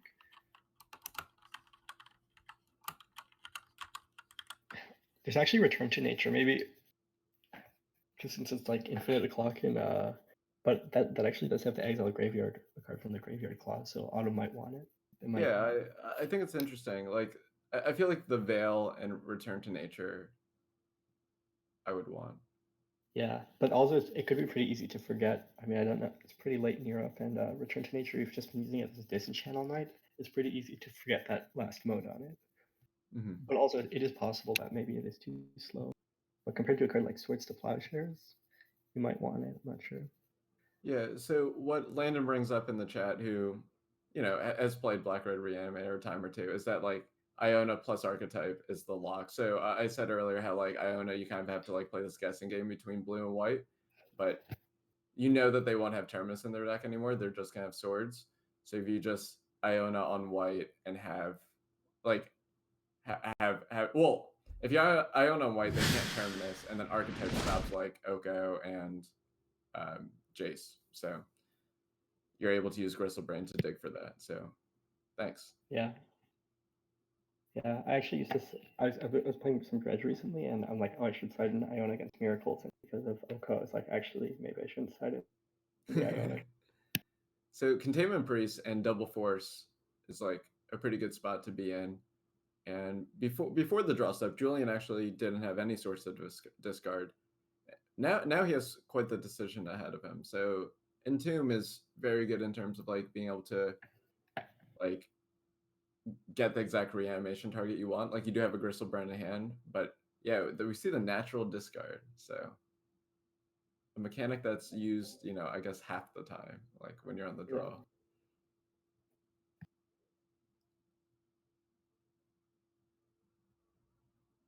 So I guess in a way, when you don't have looting, being able to just go to your discard step, like you don't really care about missing the land drop that much. And it's kind of like another Entomb. So like you wanted the Gristlebrand in the graveyard. So it's pretty cool. Yeah, that's definitely not the most intuitive line. I guess it is in a way, but it's definitely when you have a handful of spells, it can be complicated to want to do that because you have so much gas. So we see the Dark Ritual, which is likely for the times where you want to go reanimate and animate dead, or this Cabal Therapy. So yeah, Cabal Therapy is really just a shot in the dark, but it also allows you to see if the coast is clear. yeah, it'll be interesting to. Well, I guess once Autumn flashes in the Container Priest. Yeah. So now in this like situation, what do you want to name here? Well, here they didn't do anything on turn one, so I've been playing a lot of Dread, so I've been thinking actually about therapy a lot in like weird situations like this. Mm-hmm. And a lot of the times, I think you just want time, so you want to name like so you usually want to, well, you probably want to start off by naming the 4 of cantrips, but the thing is, if they don't cast the cantrips on turn one, they're very likely to not have one, unless you think they have Flusterstorm or whatever for some reason, the 1-mana spell. So then you just kind of think, what are the threats they play 4 of? But maybe you want to name like Force of Will also, but also I don't think Julian has removal for Containment Priest, so doesn't he need to like Dark Ritual out like a Grizzlebrand, or maybe I missed something? I didn't see like a Collective Brutality or anything, I think. Yeah, I don't really think there's many answers here, but Entomb's also allowing him to see what answers he might have. Yeah, but generally, if you're playing like a graveyard deck and like it's not really obvious what to name. It depends exactly, like, if you... It's pretty hard, but it depends, like, if you think you can win the long game, and... Yeah, Well, it's more than that. There's a lot going on, but... Yeah, you kind of name a card that's like in line with what your plan is. Yeah. And well, I like, guess it's... Yeah. I do like the conclusion that you drew, that there's likely not like a brainstorm or any kind of cantrip in hand, because we probably have seen that on turn 1, so that helps a bit. So the Entombs ended up getting Faithless Looting, so Julian's generating the ability to churn through his deck to look for however he's going to get back into this game, but he's definitely up against it with this containment priest. So actually, I guess the main reason or the logic is because usually if you... A threat is what would make the most sense, right?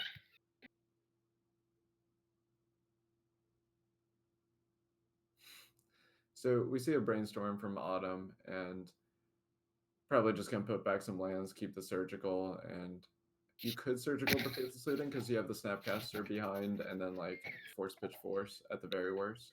But really, just nothing really matters, because like most of the answers that are gonna happen get stopped by Force of Negation.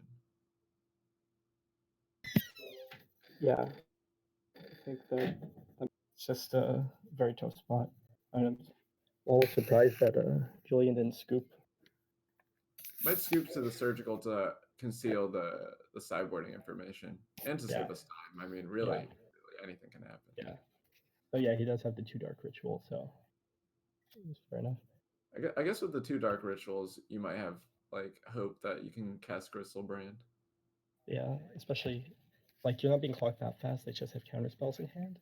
So you definitely could mount in defense. So each dark ritual's +2, so 2, 4, 6. So we have 6 mana total towards an 8 mana Crystal Brand. Yeah. And like if you have lootings, like you can cast the looting, like discard the reanimates, get a couple more lands in play, start using some discard, hope Autumn just draws a bunch of lands. We saw Autumn with a type play of using the snipping tool to be able to have the whole sideboard plan. Which is why I would probably concede here, just because like, the Iona archetype thing that, Landon mentioned in the chat, like it wasn't completely on my radar, but like now, like knowing about it. Yeah, though still from Julian, like I'm not sure exactly what the percent is. I guess it's pretty hard to whiff, but if you didn't know about the Snapcaster, I mean, you could just hope they draw a bunch of lands, and then they only have like one. You can draw Therapy, and then you draw like looting. It's not that you could win definitely in a couple turns, but and also because it's open deck list, it makes concealing the sideboard plans less lucrative than usual. It's true. All right, that's mana source number 7. Yeah, I think looting's one of the cards that could really help. Well, I guess Autumn might force it. Well, there's no more lootings. They got surgical. Oh, sorry, I missed that. My bad. It's fine. Don't worry about it. Oh, yeah. I just missed that. I always assume it's like the Grizzle brand or something. But that makes so much sense. Time to check how Magic Online, sometimes things happen Magic Online, and then, okay, so nice. Also, it's just a fast way to draw. Yeah. All right, so yeah, being able to see how sideboarded, there was no answer to Containment Priest, so. Yeah, or even in the deck, outside of the Archon, I guess. So we saw this earlier. Chancellor's coming back in on the play, kind of for exactly what you saw in game 1, where you can reveal Chancellor, then just do things with like a degree of certainty that they will resolve, like that turn 1 unmasked play that we saw last game. Yeah, and Containment Priest is a lot worse on the draw in this matchup too. Mm-hmm. Everything's a lot harder on the draw, of course, against the Chancellor deck. You almost feel like you go third. So Julian playing for his tournament life, might be his last game. Yeah. But yeah, Chancellor gives that effect of you go third if you play against him. That feels so bad. That's a turn 1 Gristle Brand. Yeah, you love to see it when you're the black-red player. Well, no ley lines to worry about this time. Looks like there might be more magic with how that hand's shaping up, but it really depends on what Autumn chooses to do. So Autumn will see that Julian's going to keep a 7.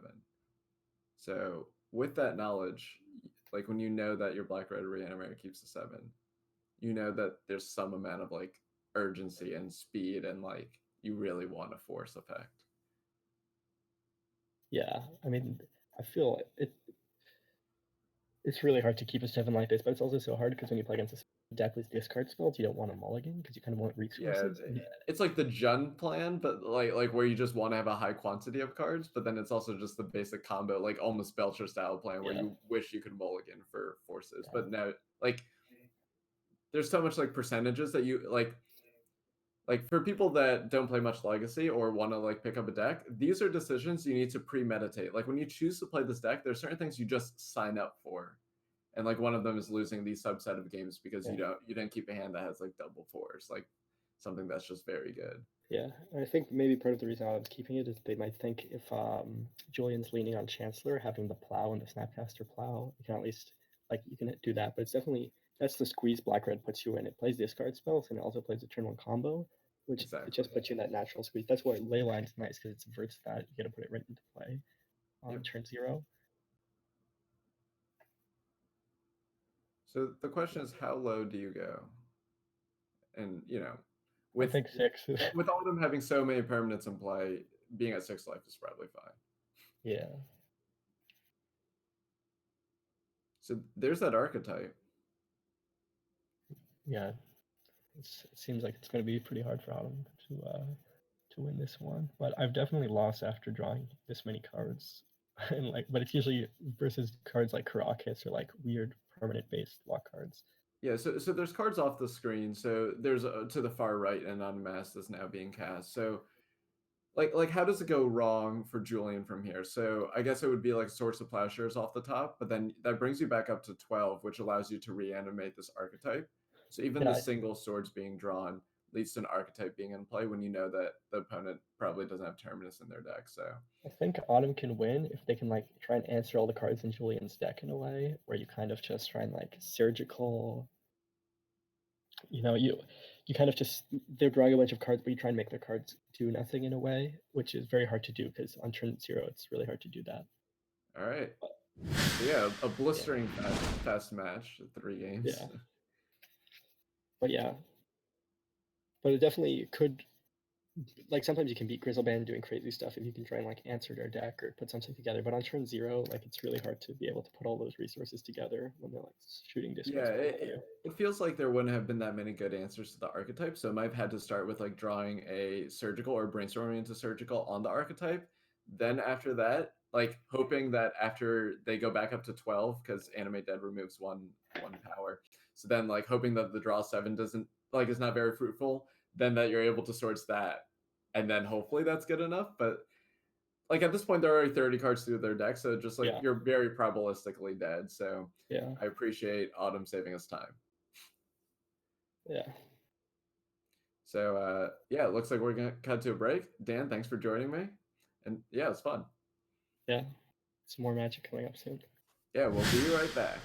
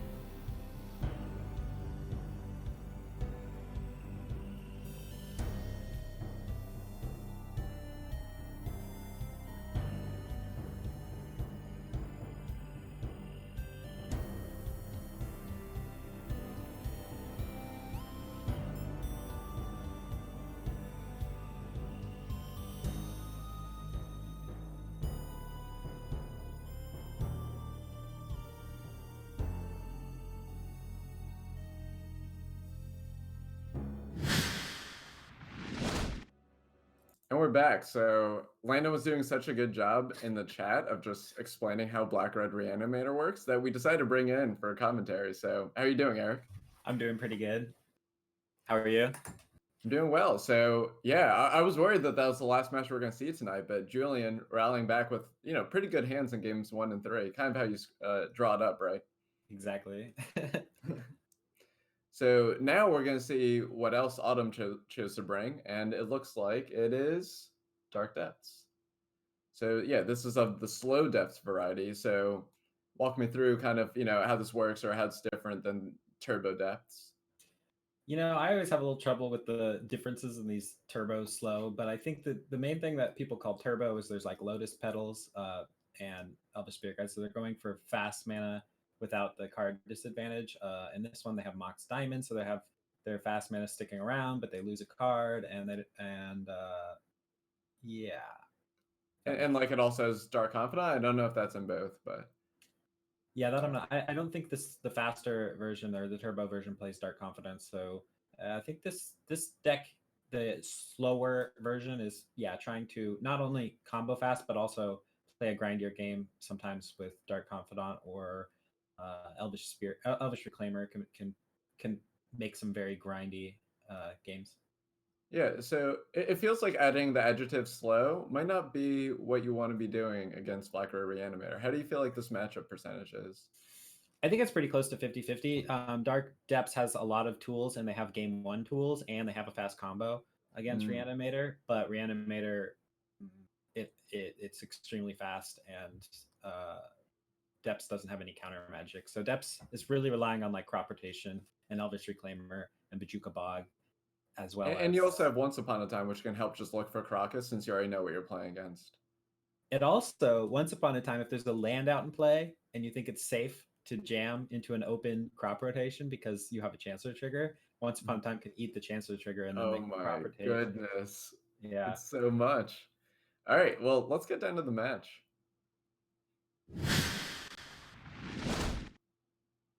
All right, so Julian once again on the play, so a lot like last game, and a Chancellor in the opener, but this hand's a little bit different. What do you make of it? This hand, for me, is a keep, and it's one of those keeps where you're just hoping to hit some sort of mana source off of your looting, and make a turn 1 Gristlebrand. Yeah, I don't like going for... You can also unmask pitching Gristlebrand and get a Chancellor, but Chancellor almost always loses against Dark Depths if that's your play. And since we know we're playing against Dark Depths, I don't think he should go for that. Yeah, exactly. Like, it's only bad against specifically Caracas, right? Chancellor? If you choose to not go, like if you choose to go for Gristlebrand, you're only bad against Caracas. Yeah, but he could. But like, well, you still could also miss on. You could miss on lands here. Mm-hmm. You could loot, not hit a land, and then never get to play the game. So that's that would be the reason to go for Chancellor. Mm-hmm. Well, one thing that's also important to note is the asymmetry of the situation. So Autumn knows what they're playing against, but Julian doesn't know what Autumn chose to bring for this match. That's true. So yeah, exactly how you drew it up. So just kicking off with the Faithless Looting, really hoping to see another mana source. So why not 2? Yeah, not bad. I'd say more often than not it works out when you're drawing 2. So I haven't done that much of the math, but I feel like, can you just play the fetch land to have 1 less card in your deck? And it seems like 19, like an odd number there, isn't that different? Yeah, you're right. It usually doesn't matter that much once you're drawing 7 and you're on the play and there's a Chancellor trigger. Like, these things don't matter that much. But yeah, it would potentially help it. So, sometimes it matters if you've bottomed cards with your London Mulligan and you need a land, but you put a land on the bottom because your London Mulligan required you to put a land on the bottom, but you have that looting hand. So then you fetch, things like that. Okay. So yeah, with this unmask, probably feeling a little bit confident, being able to just shred this hand and just hope that there's no Caracas in the future, because currently Julian actually doesn't have a backup reanimation spell. That's true. But he does have a looting and 2 entombs, and so it looks like we're going to be facing a Caracas, but Autumn doesn't have any semblance of a combo on their side, and with this looting, it's quite likely to find another reanimate spell within the next 1, 2, 3. He gets to see 6 cards over the next 2 turns, and he's got 2 Entombs for Ashen Rider, which generally locks it up as well. Or all that can just whiff, and we could just see a turn 3 Elvish Spirit Guide. Yeah, and that could kill. And Julian would probably be at 4 at that point because of the fetch land with the flashback looting. So yeah, it's certainly possible Julian could whiff in 6 cards. Looks like using the Spirit Guide to surprise crop rotation.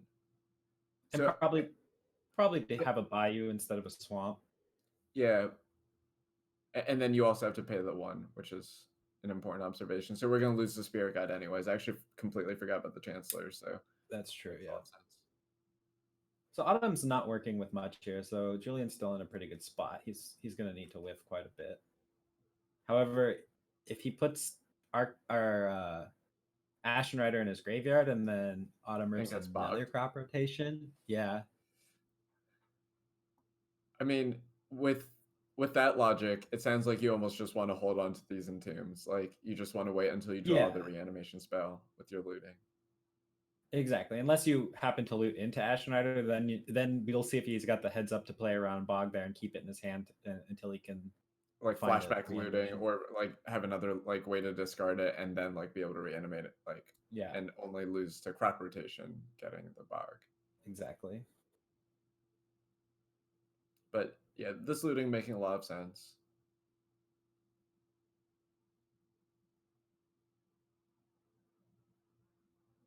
With all these mana sources, he could have just kept the Gristlebrand in his hand. Yeah, it looks like a lot of mana, but I mean, to get to 8 off of lands, you only actually play like 5 lands. And the opponent plays Wasteland in their deck. Yeah. That's so funny.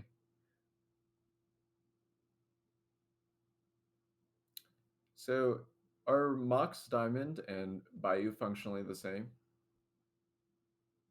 More or less, but playing out the Bayou makes like certain lands off the top that you don't actually want a little bit better. Yeah, or the times you draw Forest, now you can have double black for your Hexmage. Yeah, exactly. So I think I like playing out the Bayou there. And currently thinking about Thought Seizing. I can't come up with an argument as to why you wouldn't want to Thought Seize other than you want to like wait longer, but I mean, you can do some deduction as to what's in Julian's hand, because obviously there's not a reanimation spell. Right. You can pretty much deduce that there's nothing relevant in Julian's hand.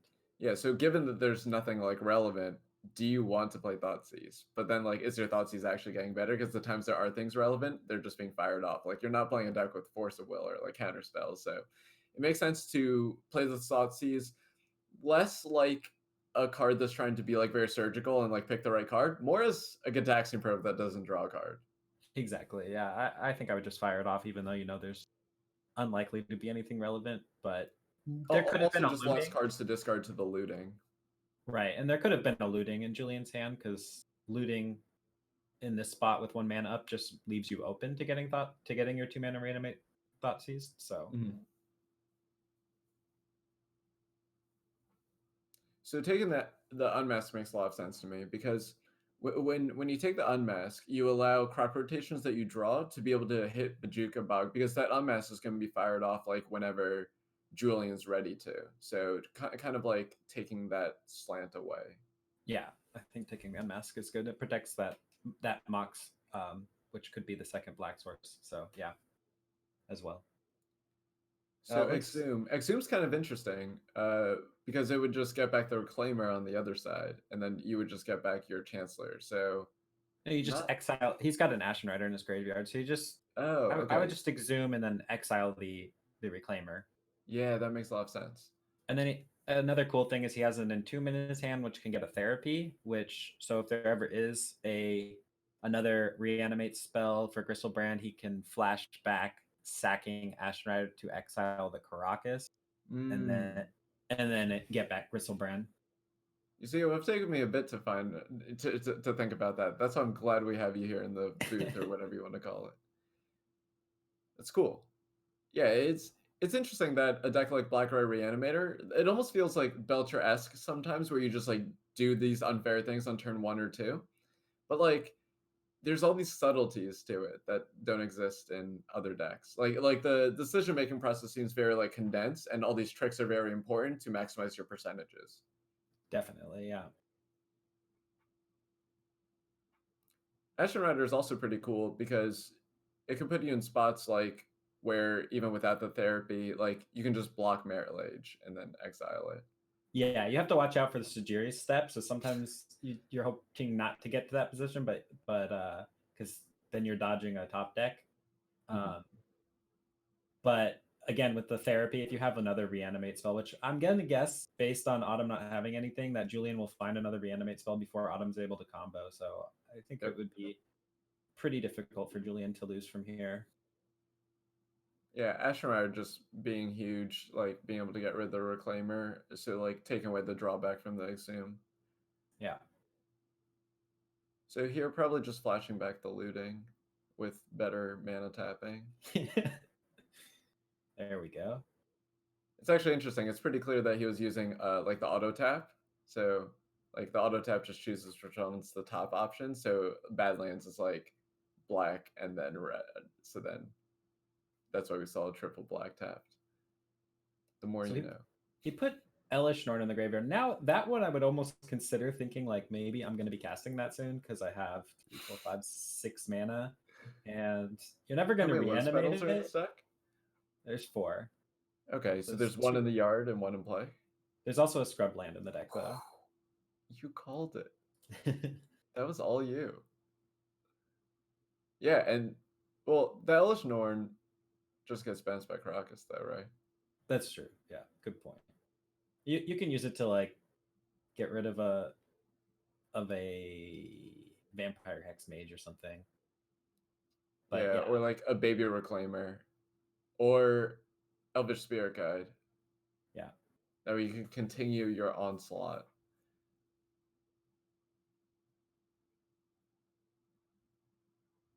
So now he actually can cast Chancellor, which would be pretty good. Wait, you said there's a Scrubland in the deck? Yeah. Is it for... Wait, are there any white cards in the sideboard? I forgot. There's 2 Serenities. Oh, right. I was like, man, are we really just like putting Scrubland in our deck just to play Elish Norn and Chancellor? Well, it comes up fairly often because you see you get in like positions like this, and oh yeah, see he's well, he got rid of the Scrublands. Well, he probably wants to keep the Entomb for what you're bringing up with regards to the therapy, right? Like being able to get rid of this Ashen Rider. Yeah, on such a low resources though, on Autumn's side, I'm not too worried that I'm going to need to flash back my Ashen Rider, but ooh, there's a crop rotation. That's something.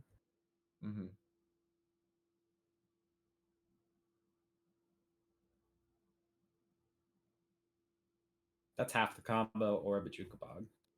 Yeah, but more likely trying to just find an answer to this Ashen Rider. Yeah, well, okay. So it's probably going to be a Bog, but that probably means that Autumn loses because there's only 1 turn left here. Yep. Well, what is Julian going to animate at? Because there's like still the Crocus. Oh, the Chancellor. You're right. Yeah.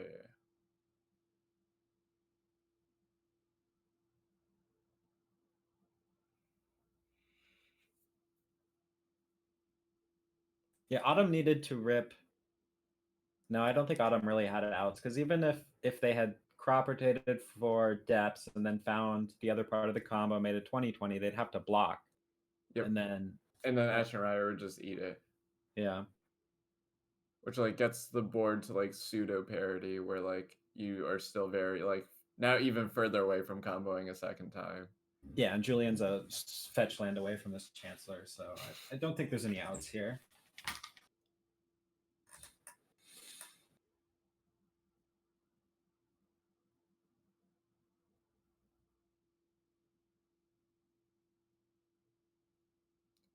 Yeah, definitely thinking through, their options, but ultimately, once again, saving us time. Much appreciated. All right, so how about you walk me through the Reanimator sideboarding?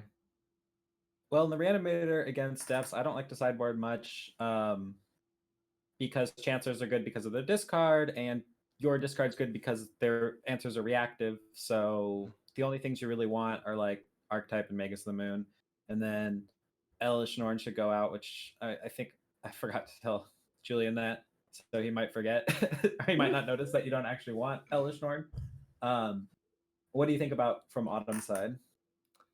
Yeah, so the abrupt decays only hit the animate deads, right? I guess Lotus Petal too, but really just animate dead.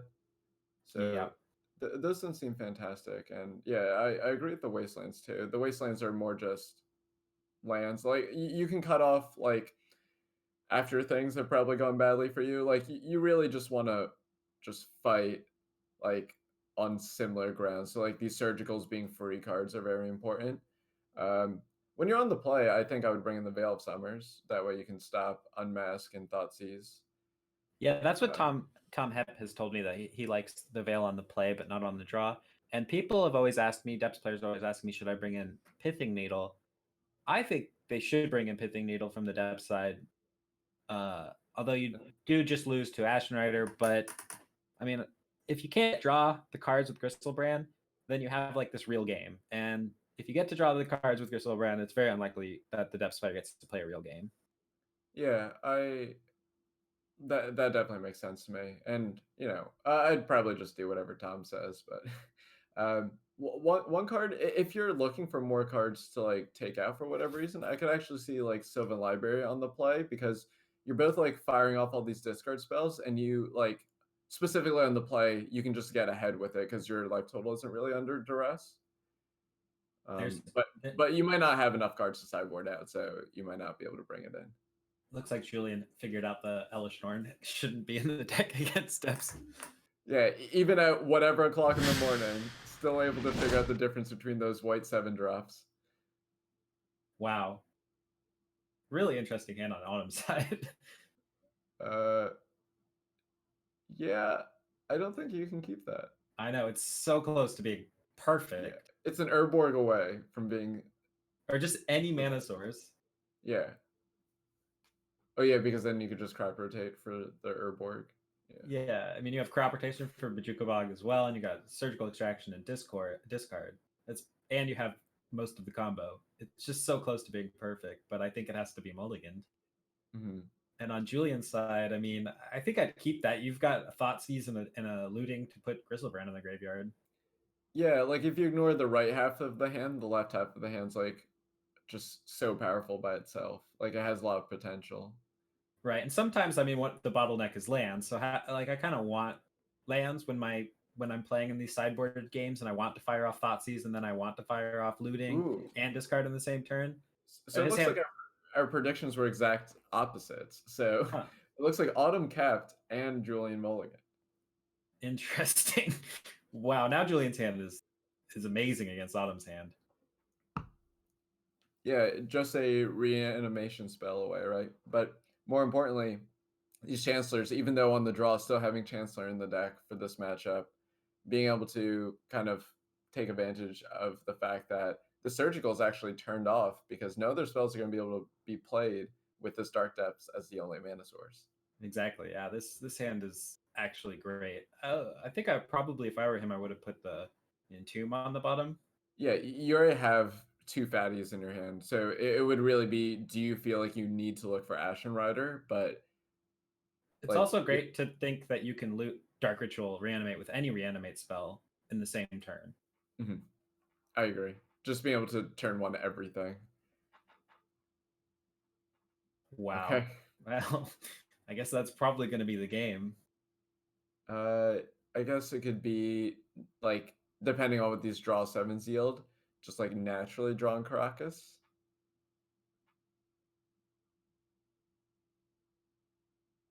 Yeah, that Chancellor really saved the day for Julian here. Is this why you play this deck? Does this happen all the time? Yeah, the deck's great. I mean, sometimes it fails itself and you lose, and it can be frustrating, but... Well, the problem is, if that didn't happen, the deck would get banned. So you should be happy that that exists. Yeah, that's true. There have been times where I've had runs with it where I thought the deck should probably be banned. Yeah, I feel like specifically like that was most people's concern when Deathray Shaman was banned. Yeah, although some of my best meta or some of my best runs with Reanimator were in the Deathrite meta. Mm-hmm. I can see people like slacking on graveyard removal because they have this like 1 mana planeswalker that was also graveyard removal. That and Goblin Electromancer. Is that was yeah. Wait. Yeah, Goblin Electromancer. That card's insane against the Delver deck back then. Not that one. Goblin Electromancer is the Storm one.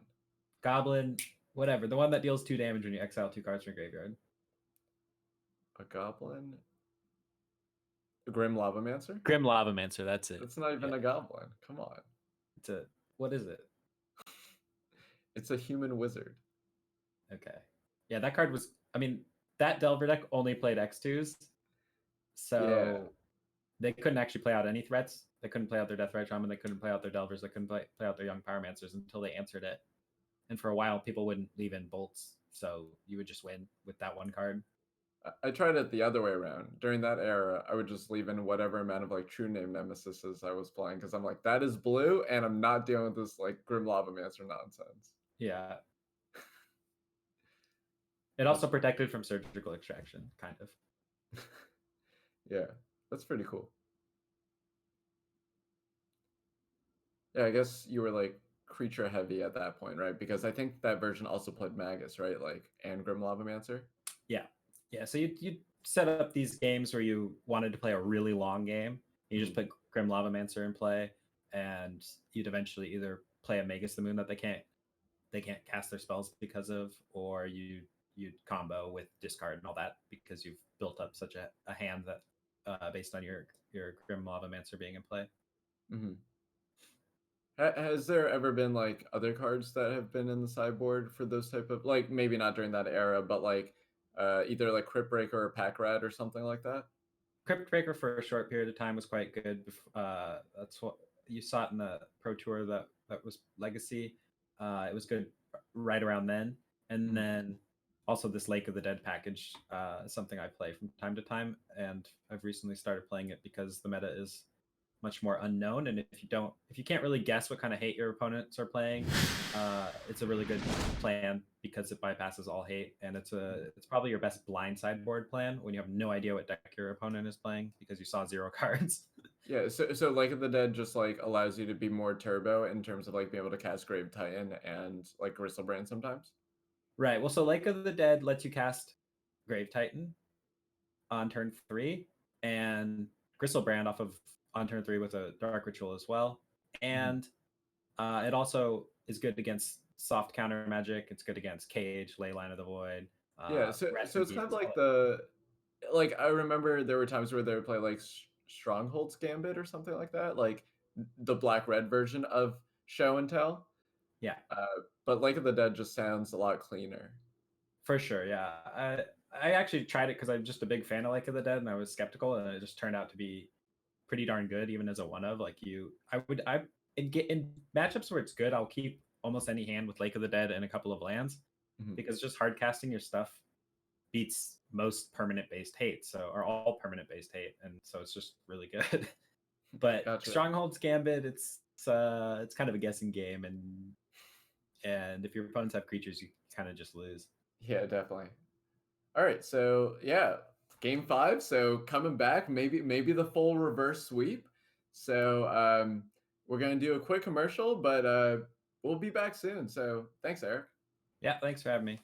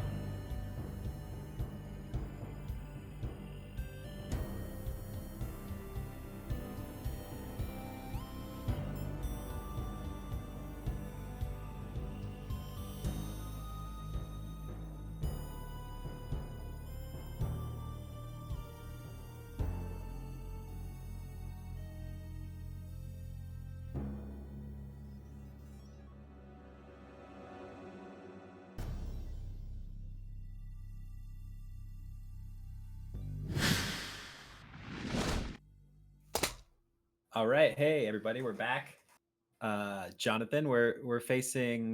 We've got Julian facing Autumn now in their final match of the day, right? Yep. Yeah. So today we got to see the full 10 matches. So earlier today we saw Javier win 3 matches over 2 matches against Julian, which dropped him down to losers bracket, where now Julian's playing against Autumn. Lost the first 2 matches and then trying the reverse sweep here. So pretty awesome. Yeah, that's fine. All right. So what's the last deck? We've got Hogak versus Reanimator again. All right. Autumn's on So Hogak. how do you feel about this matchup? I feel this is going to be hard for Autumn. What needs to go right for Autumn? So winning the die roll is obviously good, as it is in most matchups, but what would be the texture? I don't think that the die roll really matters all that much. I think that something's going to have to go horribly wrong for Julian to lose game 1, and I guess Autumn could have like the nut draw, and so Julian like the turn 2 alter kill. Yeah, well, yeah. So like I could see like Julian having a turn 2 win hand, and then Autumn, and somehow not having like discard as well, and keeping the hand, and then like Autumn being able to turn 2 kill with the alter. Well, sometimes Reanimator does just fail itself. Like you keep a hand where you need a land, or you keep a hand where you're looting and hoping to hit some sort of creature. Or yeah, we saw that earlier today, actually. Yeah, so that could happen in game 1, but generally speaking, game 1 it's really, really heavily favored for Julian. So the sideboard games are going to be about the same, except for Julian has to deal with Leyland of the Void. So Julian needs one more piece to his combo, and so it's a little bit harder to stumble because now you have 3 cards for your combo instead of just 2. Yeah, so and the London Mulligan rule definitely, like, it does help Reanimator as a whole, but like being able to look for your ley line very consistently is nice. Yeah. All right, so let's get to into the match.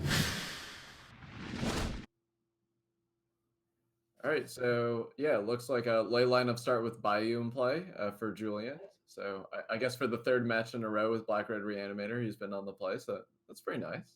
He does have one of those hands though that can stumble, because he does, the piece that he needs is that mana piece, and sometimes you have trouble finding it. Yep. So just thinking about whether or not to unmask here, and if so, what to pitch. I think you don't need to because of the Chancellor trigger. I think you can wait a turn. Gives you one more piece. And like likely Autumn's going to have to cast something into this Chancellor trigger, because it's better to have like looting plus your 1-drop on turn 2 rather than like you can just get rid of Gravecrawler here, to eat a Chancellor trigger. One thing that's like pretty funny that is very unlikely to happen is like if there's a Chancellor in play, you can like play your Bruise from Blow for 3 mana to drop into the graveyard. That would be pretty good. Yeah. Gravecrawler is a nice one to cast into the Chancellor because you can just get it back next turn. And then like being able to play Stitcher Supplier, Gravecrawler to then be able to get back a Vengevine that might be milled over with your Stitcher Supplier. So Julian has 21 mana sources here and 4 reanimate. So he had 25 hits, which is close to half of his deck. Yeah, and when you're living in the future, it's 100% to hit it, so. I'm surprised he went for Elish Norn. I guess he doesn't know, but you can actually lose with Elish Norn against this deck. So how does that work? They can recur their creatures over and over again, so it's not hard for them to cast 2 creatures in one turn, even if they're dying, and then they can kill you with Hogak and Vengevines. So the Vengevines would be 2/1s, and the Hogaks would be 6/6s. So now, like, your Elish Norn is blanked by a 6/6, like, it can't attack profitably, and then they can just, like, attack with a subset of like just 3 Vengevines, and then you're blocking 1, and then they can just get them back by recasting like Gravecrawler because there's a Hogak in play, right? Like that's kind of what you're outlining. Exactly. I mean, if you're doing this on turn 1 and there's nothing in play and your life total is at 13, it's unlikely that this is going to happen, but it's certainly possible. Has it happened to you? Oh yeah. Nice. I just love that that's like a possibility. Yeah, versus Dredge, you can just get Elish Nord and the game's over. But against Hogak, Hogak has ways to beat it. Yeah, so would you have gone for Gristlebrand then with your Entomb? Always. Okay. Yeah, it just leads to like... Because Gristlebrand also equals Elish Nord. Mm-hmm. Noted for, whenever I choose to pick a Black-Red Reanimator. It's a good note to take. Yeah, if you think you have like some toolbox creature that you'd rather get Gristlebrand, because it will also get you your toolbox creature. Yeah, which is why in the previous match you brought up the Archetype plus, or 2 matches ago, the Archetype plus Iona, because like Gristlebrand's just like super demonic tutor. Exactly. It also would have found him his. It would have also found him his land by now. Yeah, that's true. I mean, here comes Vengevine. Yeah, I mean, this is the start of how you lose with Elish Nord. Yeah, so yeah, to go according to the script, it needs to be another Vengevine and then Hogak.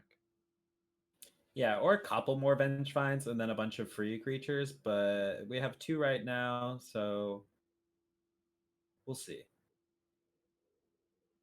Yeah, so there's the Hogak, so almost there. Just need the other Vengevine, and then everything that could go wrong has gone wrong. Yeah, and so if Autumn finds a looting or a Stitcher supplier, it's they're gonna find their other Vengevine pretty quickly. So not to like not playing favorites in any kind of way, but would you want to see Julian get punished for like choosing Elish Nord as a Black-Red Reanimator player?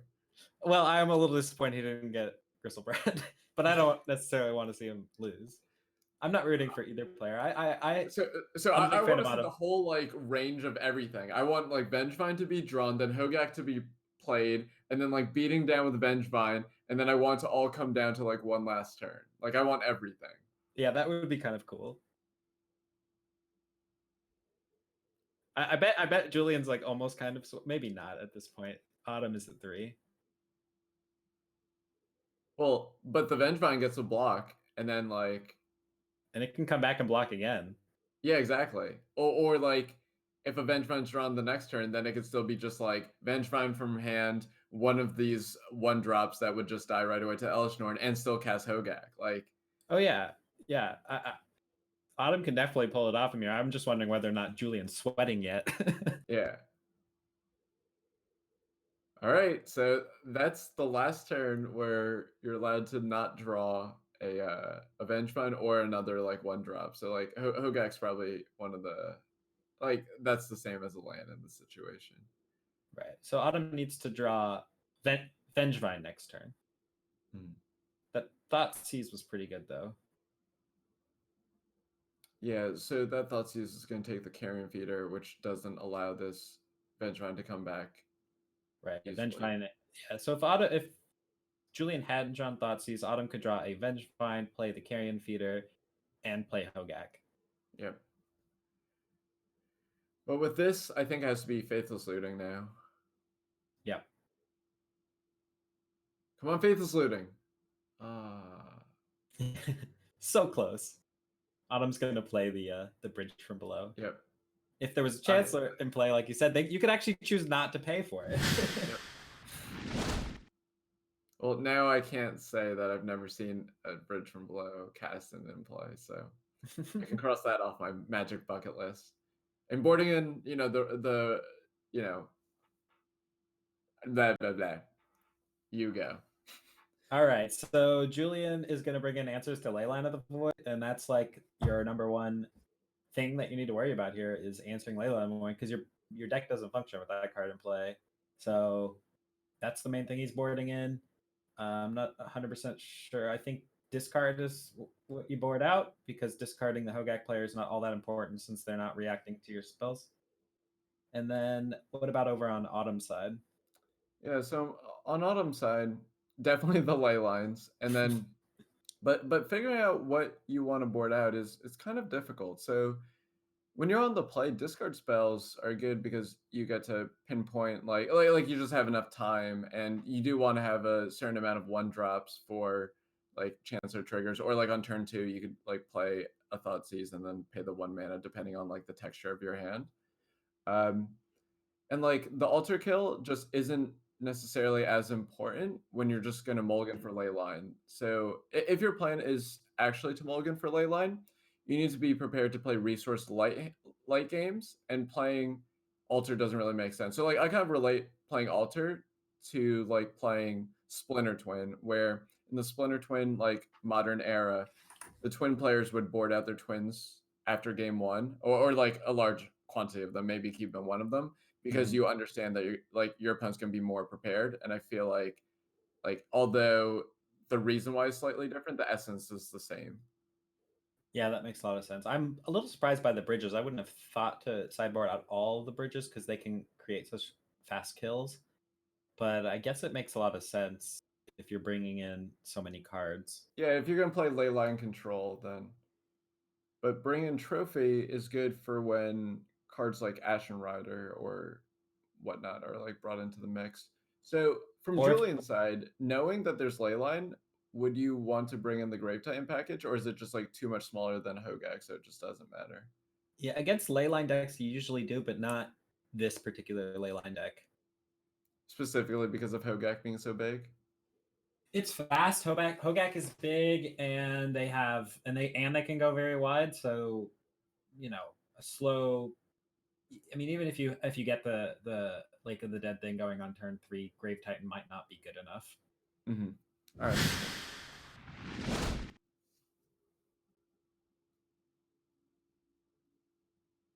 All right, so that's some ley lines. Yeah, Autumn has ley lines. But so Julian's only answers to ley lines are Reverend Silences, right? So it makes sense to only play one ley line then? I think so. Because then you could discard the other one to looting. Yeah. Okay, I love these post-board games where like you get some really like anemic games. Yeah, and unfortunately, this is looking like how this matchup usually goes, where Julian's just going to have an answer to Leyline and a turn 2 combo, while Autumn basically just has a Leyline. Yeah, so looks like a reverse sweep might be what we're in for. Autumn needs to draw just out. Nope, the game's over. Oh my god. Yeah, that's the answer and the turn 1. Bow, bow, bow, bow. Wow. Well, that was fun. Reanimator's great. I'm glad you were able to join me for this match too. Yeah, it was fun. Guess I'm gonna start playing in some legacy prelims or whatever these new Magic Online events are called, and I'm gonna fire up some Black Red Reanimator because I've learned a lot casting tonight. But you're gonna be waiting for the between the rounds. I think you should just stick to leagues. Well, with the amount of people that are like watching this, I hope those people are also inspired. That way, we just have a bunch of Black Red Reanimator in the first one that fires. That would be not very fun. The mirror is kind of annoying. But hey, look, Julian figured out this game that Griselbrand also equals Elishnorn. Wow, nice. Yeah, like because he's gonna get Elishnorn here too. Yeah. Pretty good turn 1. Yeah, I mean, really, it's anyone's game. It's like 426. That's probably like my favorite quote. When I'm like really behind in a match and I just want to say something really funny, I just like sit up in my chair, look at my opponent, and I just say, "Man, it's really anyone's game." Like I always get like a laugh out of it. So yeah, that's a pretty good one. Could go either way. Yeah, exactly. Like I feel like both players fought hard, or like Howard like is too overused. So I'd like to be original. I like to get a little my own thing. I guess. All right. So yeah, the reverse sweep, Black Red Reanimator, best deck in Legacy, and it looks like, if I understand, can we bring up the bracket? Do we have access to that? If I understand this correctly, it's just Julian is going to play against Javier again, right? Yeah, so this is the history of what's happened in bracketed play. You can reference it and see how your like Liquidpedia like bracket that you made matches up to this. But yeah, the grand finals is going to have Javier against Julian in kind of like a rematch of the winners finals. And keep in mind though that if Julian wants to win, he has to beat Javier in 2 sets of these 3 deck, like, you know, Iron Maiden, or I forget what Iron Man, like whatever the terminology is, but there's a lot of Magic to be played against these 2 individuals, but it's going to be really interesting because they've already played against each other in this format, so they might like anticipate what type of decks the others might bring and whatnot.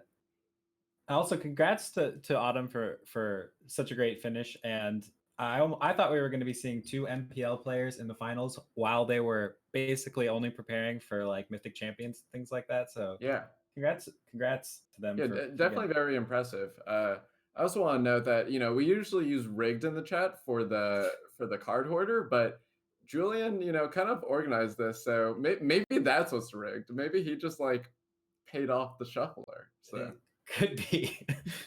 He did just draw a Dark Ritual for the turn 1 there, so I don't know, maybe. It's true, but yeah, join us next week, last week of this season of the LPL, and thanks for joining us. Last time, we're gonna thank Scott Monroe, Card Hoarder, and Wizards of the Coast for sponsoring the stream, and have a great night. Thanks, everyone.